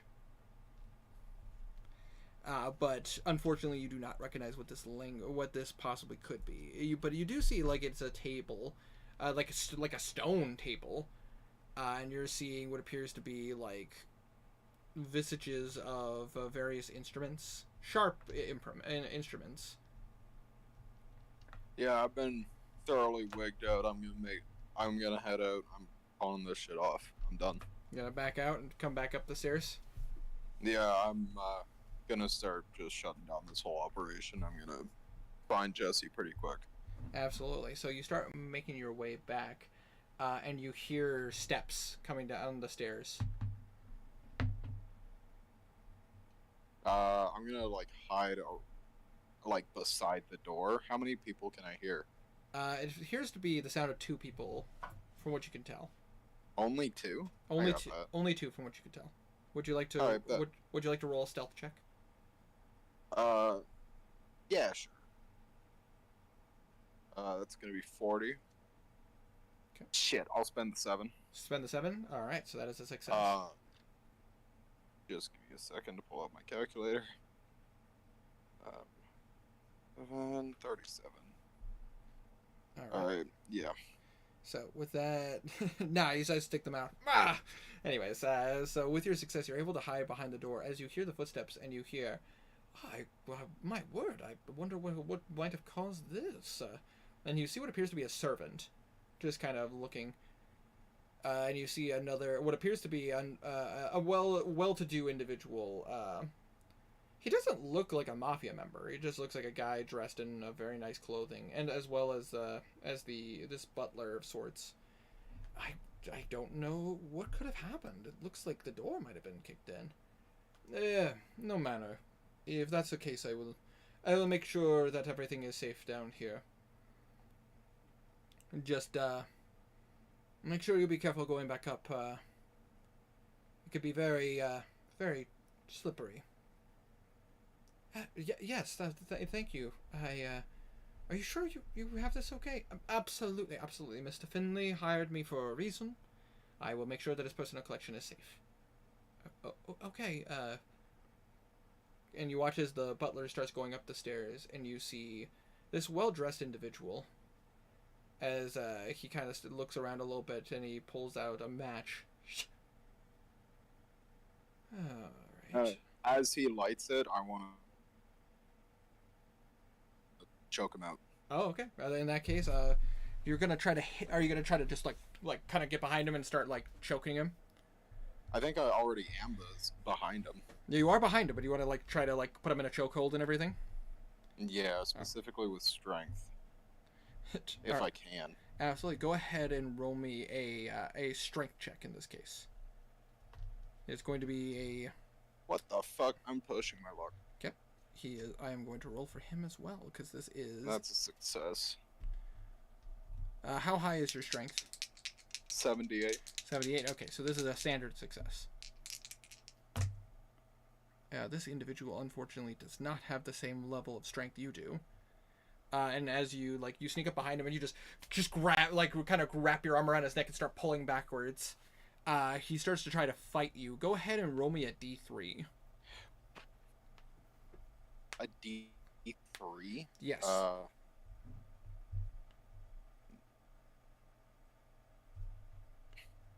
1.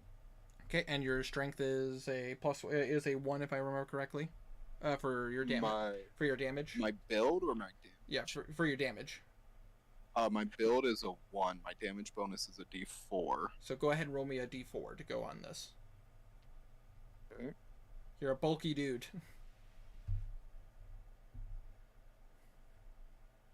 Oh shit, this is damage. Okay. Well, yeah, even if you're not trying to kill him, it's still damage nonetheless. Yeah. Okay, so 3 points of damage in total here. It's choking out damage, exactly. And you watch as he's just like... And you watch as he's like in between your choking of him. You hear him start to mutter some words. Hold on a second, I need to pull out the specifics for this. I want to... I'm gonna try to double down and keep choking him. Yep, keep choking. Absolutely, but He casts Fireball. yes, he casts Fireball. That's exactly what happens. No. Yeah, it doesn't have to be specifically fingers in the mouth, He but pulls some I'm... sulfur and bat shit out of his pocket. And boom. Yes, that's exactly what happens. I mean, look, the best option I have is a Thompson, but that's a little loud. He starts muttering some words, and you're not sure if anything, what he's doing. So you keep choking. Go ahead and roll me another strength check, as he is still trying to fight you. 78. Pushing luck. Fuck's sake, okay. Would you like That's to? a fail. Would you like to use luck points, or are you going to accept this? I'm already out. I'm already pretty much out. I'm not gonna.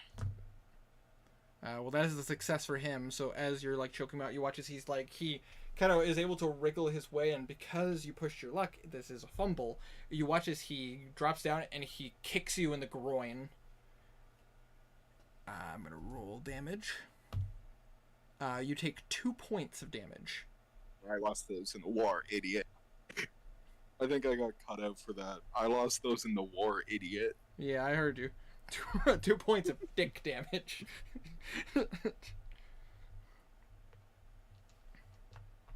And as you are, you watch as he looks at you and he kind of puts up his hands and goes, "I ain't scared of you." And he starts speaking in that weird tongue again. I'm pushing the button on his jaw with my fist. All right. So go ahead and roll to hit. So this will be another strength check. 78. That's a success. Alrighty, and he failed in his check to try to dodge. So go ahead, roll me a D3 and a D4. 4, 2, and 4 damage. All right, so 4 plus the 3 you did before. As you kind of come up, you clock him across the face. Lethal or non-lethal? Lethal. Oh, you're okay. So you're gonna kill him. Yep. All right. As you do so, he is. About to say, you hear a chilling bone breaking noise. Red. And Is he down? Yep, he is down, not moving. Alright, so I'm gonna pick up his body again and... shit, I don't know, I'm just gonna put it under a table or some shit. Absolutely. I'm gonna make sure the job is done too. Yeah, you're gonna just like hold his nose in his mouth, just wait for it. Whether it's just one way or another, whether it's pocket knife to the throat or snapping his neck. I hear you. Whatever. You're guaranteeing he's dead. Yeah. All right. No witnesses. Normal, but to say this ain't no big deal for you. You've done this more in your fair share of times. You're able, with the size of this room and the amount of like tarped various like items, you can easily find a table to just tuck him under if you wanted to. Do I have gloves on? Would you have worn gloves with your suit? Oh, he is a chauffeur. So yeah, you'd have driving gloves. I'll put on the driving gloves again because he probably would have taken them off, just to cover the blistered knuckles, and he's gonna head upstairs. Absolutely. As you start heading towards the stairs, you feel a cold chill.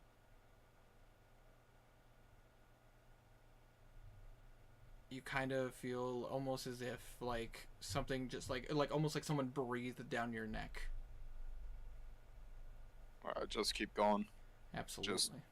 Just a draft. Just a draft. It's fine. I'm looking for Jesse. Absolutely. You start going up the stairs. Back in the ballroom. So Gloria, Jesse, and Jacob. Hello. You guys, Jacob and Gloria, you guys are just entering the room, and you have drinks in hand. People do look in your direction, and they seem to yes, bullying, indeed. Jesse. He was wearing a fedora.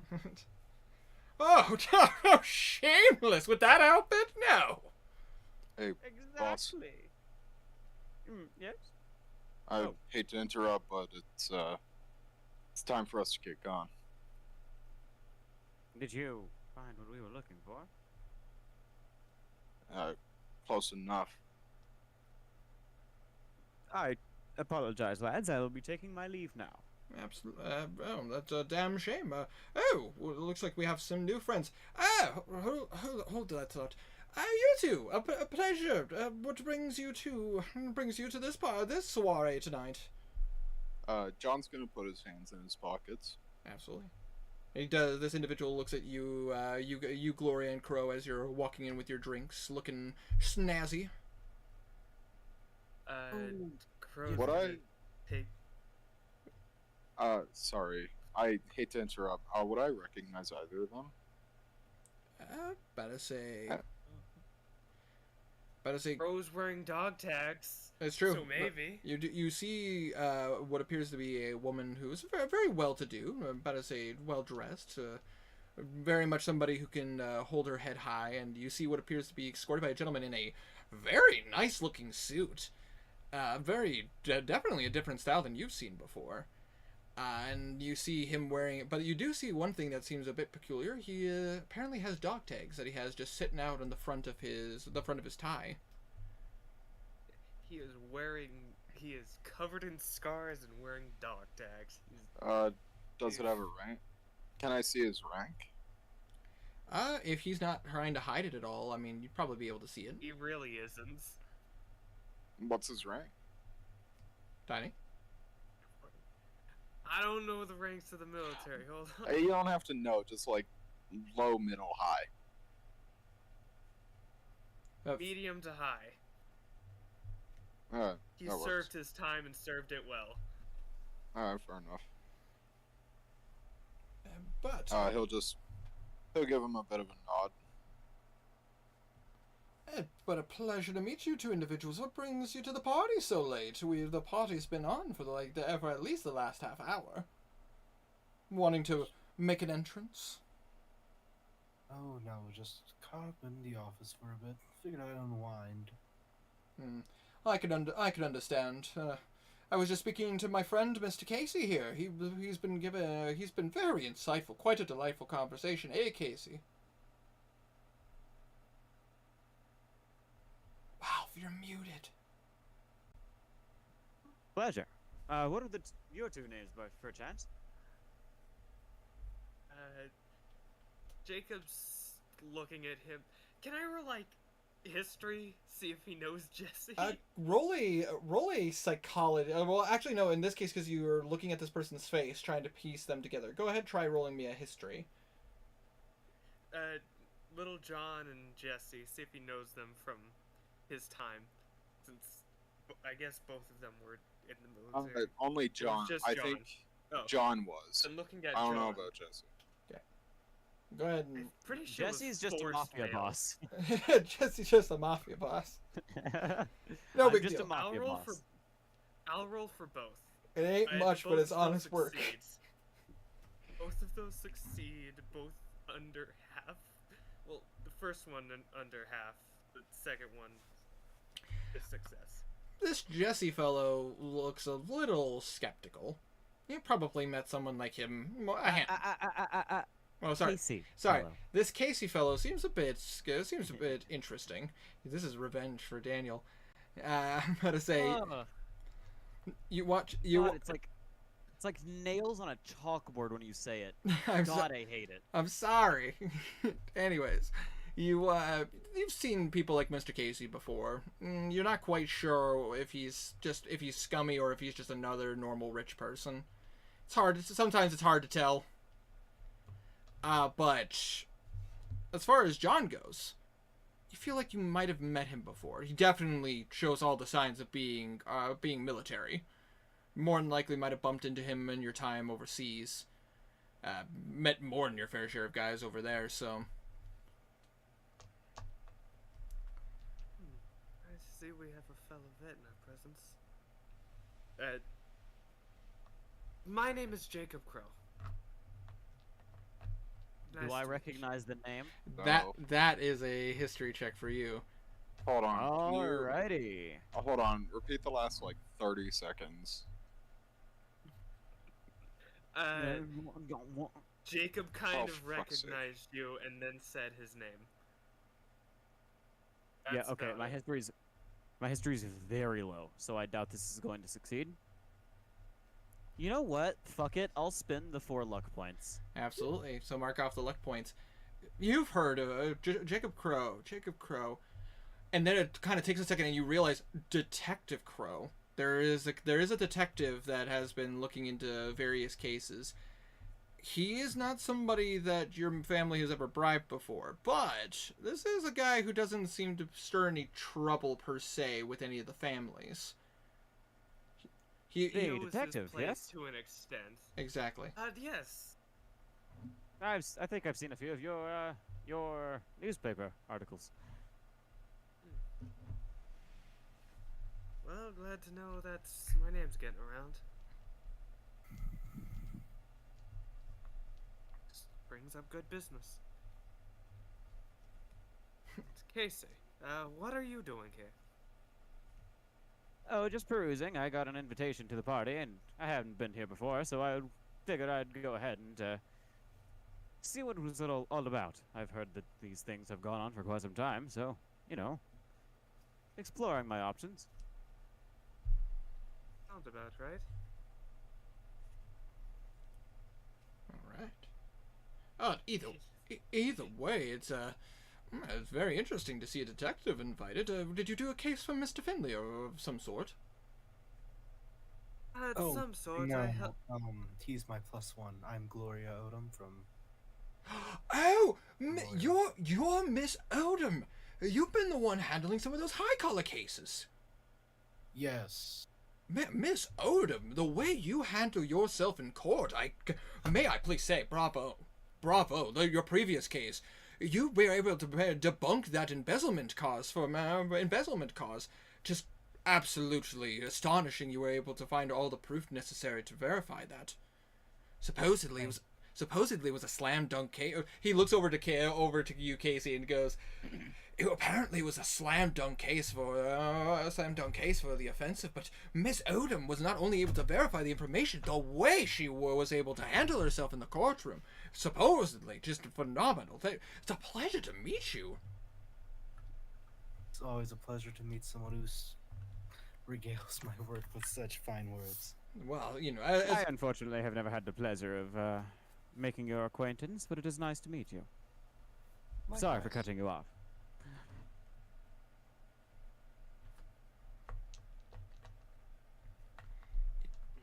And with this time, as you guys are regaling this information to each other, you suddenly watch as coming down the stairs, holding a body, Joshua. Someone's been murdered! Someone's been murdered! No. He says, almost like a panic attack, you know. You watch immediately as a bunch of servants are like, "What are you talking about? What on earth?" Jesse just looks directly at John with an eyebrow raised. We should. Can't you see the woman's got blood on her? I'm gonna. I'm screaming, but Yeah. you know. Oh, absolutely. I'm gonna kind of pick up Jesse. It's no longer it's time for us to leave, and it's more of a we're leaving now. Gotcha. Okay. As you grab Jesse, you suddenly watch as you hear a very loud, like deep breath of and you watch as all the lights in the room turn off. Hand to gun. Oh shit! Yep, same. And you just suddenly hear one of the as you guys like pull out your weapons and everything, you suddenly do hear a gunfire. I am putting my hand on Jesse's shoulder and pushing him to the floor. So He does not resist. Completely understandable.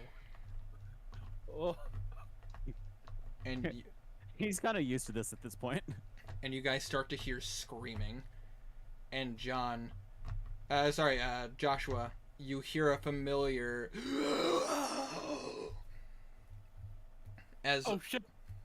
and as you guys hear this blood-curdling scream in this ballroom sitting in the party that you guys have all attended, to be continued for our Call of Cthulhu game.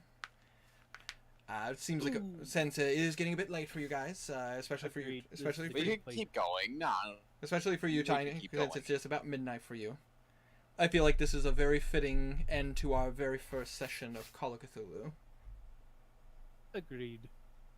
This game's fun. Wow. I'm having. Oh, I great. I hate like you. it. Yeah, it's very very very entertaining. Hey, I got like the first body, so That's not a good thing in this game. Yeah, it's fine. I hope you guys are having All fun though. right. So how does initiative work? So initiative actually works. It's actually super simple. It literally just goes by your dexterity score. so I I'm have a first. dex of 90. Okay, so I'm second. And if you have a firearm prepared, technically you get a preparation bonus. I think it's a plus 50 to your dex. So it would be if you have like for Tiny's case, if he had his gun already prepared in his hand and he's ready to fire it, his initiative would be 150. But He did get the gun out, so it's 140 initiative. yes, but if like say for example you decide I don't want to use my gun and you decide to put your gun away, you end up having to actually go on your normal initiative, so you would be bumped back down to 90. He's still gonna have the gun out. Exactly. If he fires it, Yeah, combat is a bit weird in Call of Cthulhu, but we'll have to address that in the next session. But actually doing initiative and all that stuff takes like no time at all. This is fun. I Agreed. I am very much enjoying myself. This is a very unique, like, not only setting, but also, like, just the feeling of, like, none of you guys have, like, 100 hit points. None of you guys are built to take hits. Like, everybody is, like, this is very much like a horror scenario, and I'm loving it. Oh yeah, exactly. Yeah, there is no tank. It's just people who can take it a little bit better. Exactly. Exactly. But Or dodge it a little bit better. And yeah, some people just really love taking it, you know. Yeah, oh yeah, absolutely. with Shrey, with What's up? the dodging, if you're getting attacked by multiple people in one round, Oh yeah. you can only dodge one of the attacks. Yeah. And Yeah. you can't Yeah. you can't use dodge when it's a gun. You have to Fair, use fair, duck fair. behind cover. It's true. Yeah, I remember. I watched the video and I should have clarified what I said. It's all good. No, you are perfectly fine. About to say, it's a fun series, though, by the way, right? Yeah. Like, it's a very This interactive means- way of learning. This just means that if the wraiths are shooting at us, oh no. Oh no, fuck! Yeah, if they're shooting at us, And we're you just can't- dead. Wait, you can't dodge what you can't see. Listen, if you could dodge a wrench, you could dodge a ball. These ain't Time ghosts. for These are all just smokes and mirrors. It must be some kind of trick. that's probably gonna be like Jacob's view on the thing. you're just Hercule Satan. I mean, he has like 5% in occult and 0 Cthulhu mythology. It's just smoke and mirrors to him. Listen, we've seen the talkies. We've seen what they've done in those. We subdue a Cthulhu monster and he like rips its head trying to pull off the mask. Let's find out who it really is. We do this shit. God, yeah. Yeah. No, but Accidentally murdering an eldritch god. I mean, if you do win, Yeah, that's how you win Call of Cthulhu. you try to reveal who he truly is and accidentally rip his head off. I feel that. I feel that. mean, he does have like, what's his strength? I made it high. 75 strength, 90 dex, 80 con, built. Man, that must be great. I have 30 strength. You're so strong. My boy is built. He is made to pick up his lady and run. He's built for tough. He More like, made- more like fix it again, Tony. Just a figure out, you dumbass. Tell you damn ass. Yeah, that's pretty much the plan then, is GTFO. Yeah, if things Yeah. go down, and they are going down, I'm picking up Gloria and jumping out a window. Fair. But I say, I just love that. Like, I get this setting is so much fun, and like this game, like I was so worried you guys were gonna like hate this and just go like, ah, fuck, I can't do anything. Wow, fuck you. I've done a lot. I of like that things. it's Well, so mostly far- roleplay, and I don't have to expect combat, even though I Yes. do really love combat in D&D. The same, but I completely understand where you come from. But like the role play is really fun. And also kudos to all you guys for like actually like going into character with your guys, like for real, like this is really I'm fun. giving props to myself. I feel like I did pretty good there. Yeah, but it's, I'm role also play, giving props to doing- myself. Doing a role play while role I would like to give a special thanks to my mother for delaying this so much. agreed. Listen, if we're gonna thank anybody, let's not. But not thank her. but at the same time, Herbert, like fuck yeah, dude. Like the attitude you're giving for Glory, I love it. Absolutely love it. But no. Agreed. And Herma, it's almost like you should roleplay more. Hey, Henrik is an immobile. I cannot help it. Fair. He doesn't talk often, but when he does, I'll fix them. Don't even worry about it. Blue's working on that already. it's true. But I say, no. I can fix Yeah, him. until Winter interrupts it again. Listen, it's on. Yeah. Like your That first was an kiss. astral stalker. I'm sorry. It was. Okay. Respectfully, Winter. We'll jump off the bridge. Okay, fair enough. There's one nearby. Anyone else's watch just had to be theirs. I think the Red River's nearby. I can jump off the bridge. It's cool. There's snow. It's fine. It'll break my fall. Yeah. What? Oh yeah, there's snow already. Like, there's already like. No, I know. I know It's where you not- live, Winter. It's North Dakota, eh? It's Minnesota. Thank you very much. Minnesota, eh? Yeah, you need to have some respect. You gotta put some respect on that and I have don't some. give a damn, Winter. Winter. I Yes. quite literally know your address. I know you literally know my address. I know why. Well, dox I him. know the way. No, Be no. Sniper Wolf. Oh, oh God, no! Please, for the love of God. Quick, I mean, I prank could. him, John. Whiplash. He can say that. He can actually say that because there's a John in the party. It's true. Nah, guys. Prank him, John. You know it. Not to get sentimental or anything. I know this is part 1, and we're definitely gonna have a part 2. But I do want to just say thank you Probably guys. have like a part 3 and a part 4, then a part 5. We'll see how this goes. Either way, I just want to say like thank you guys so much for indulging me in this. I know this was. I know a lot of us were expressing interest in giving this game a try, but thank you guys for in letting me give this a try with you guys. Oh man, last time I do anything for you. I know. I ask so much. I just love how Jacob knows that these two people shouldn't be here. Or maybe fit a little too well here. A little too well. I don't think Finley's in the mafia, but if he is, he's losing his penis. That's a start. Yeah, definitely a fair comment. Listen. He has a 6.5 inch penis, and I'd dare you to respect that. That's Don't above persist. average. That's above average. Good job, dude. Thank you. Good on you. Good job, Finley, even though you have no wife or children. Yes, but he at the same time he has an above average penis, and I'd like you to respect that. But he doesn't use it, so it's useless. When he You don't. You don't know He that. doesn't use it when he pees. listen. No. Well, how does Yeah, he you pee shit- then? He How shits does out he of his pee? ass. Out his Like a ass. He bird? pees out of his ass. Like yeah. a bird? His true Like Yep. a bird. his Yeah, like a woman. his true name is Sir Humblebrag. Thank you very much. And he, Okay, women don't pee. You know that. Oh Women lord. pee, they don't poop. That's true. If you Um, if you think you heard flatulence around a woman, you're wrong. Yeah. The problem It is was that you. John could. Problem is John could actually probably believe. He does have a 40 intelligence and 35 education. Listen, Ooh. listen. Sky is up and ground is down. Both of Yeah, those that's- are below average. Sometimes. Sometimes, unless you've been knocked on your ass, and then sometimes the Then ground is up and the sky is down. There's a reason John does what he's told. He's a little bitch. No, because he's He does- stupid. if he does what he tells himself, someone dies. Like we saw in the basement.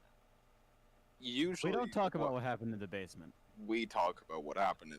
No, we don't talk What- about what happened in our basement. We talk about what What happened in the fake basement.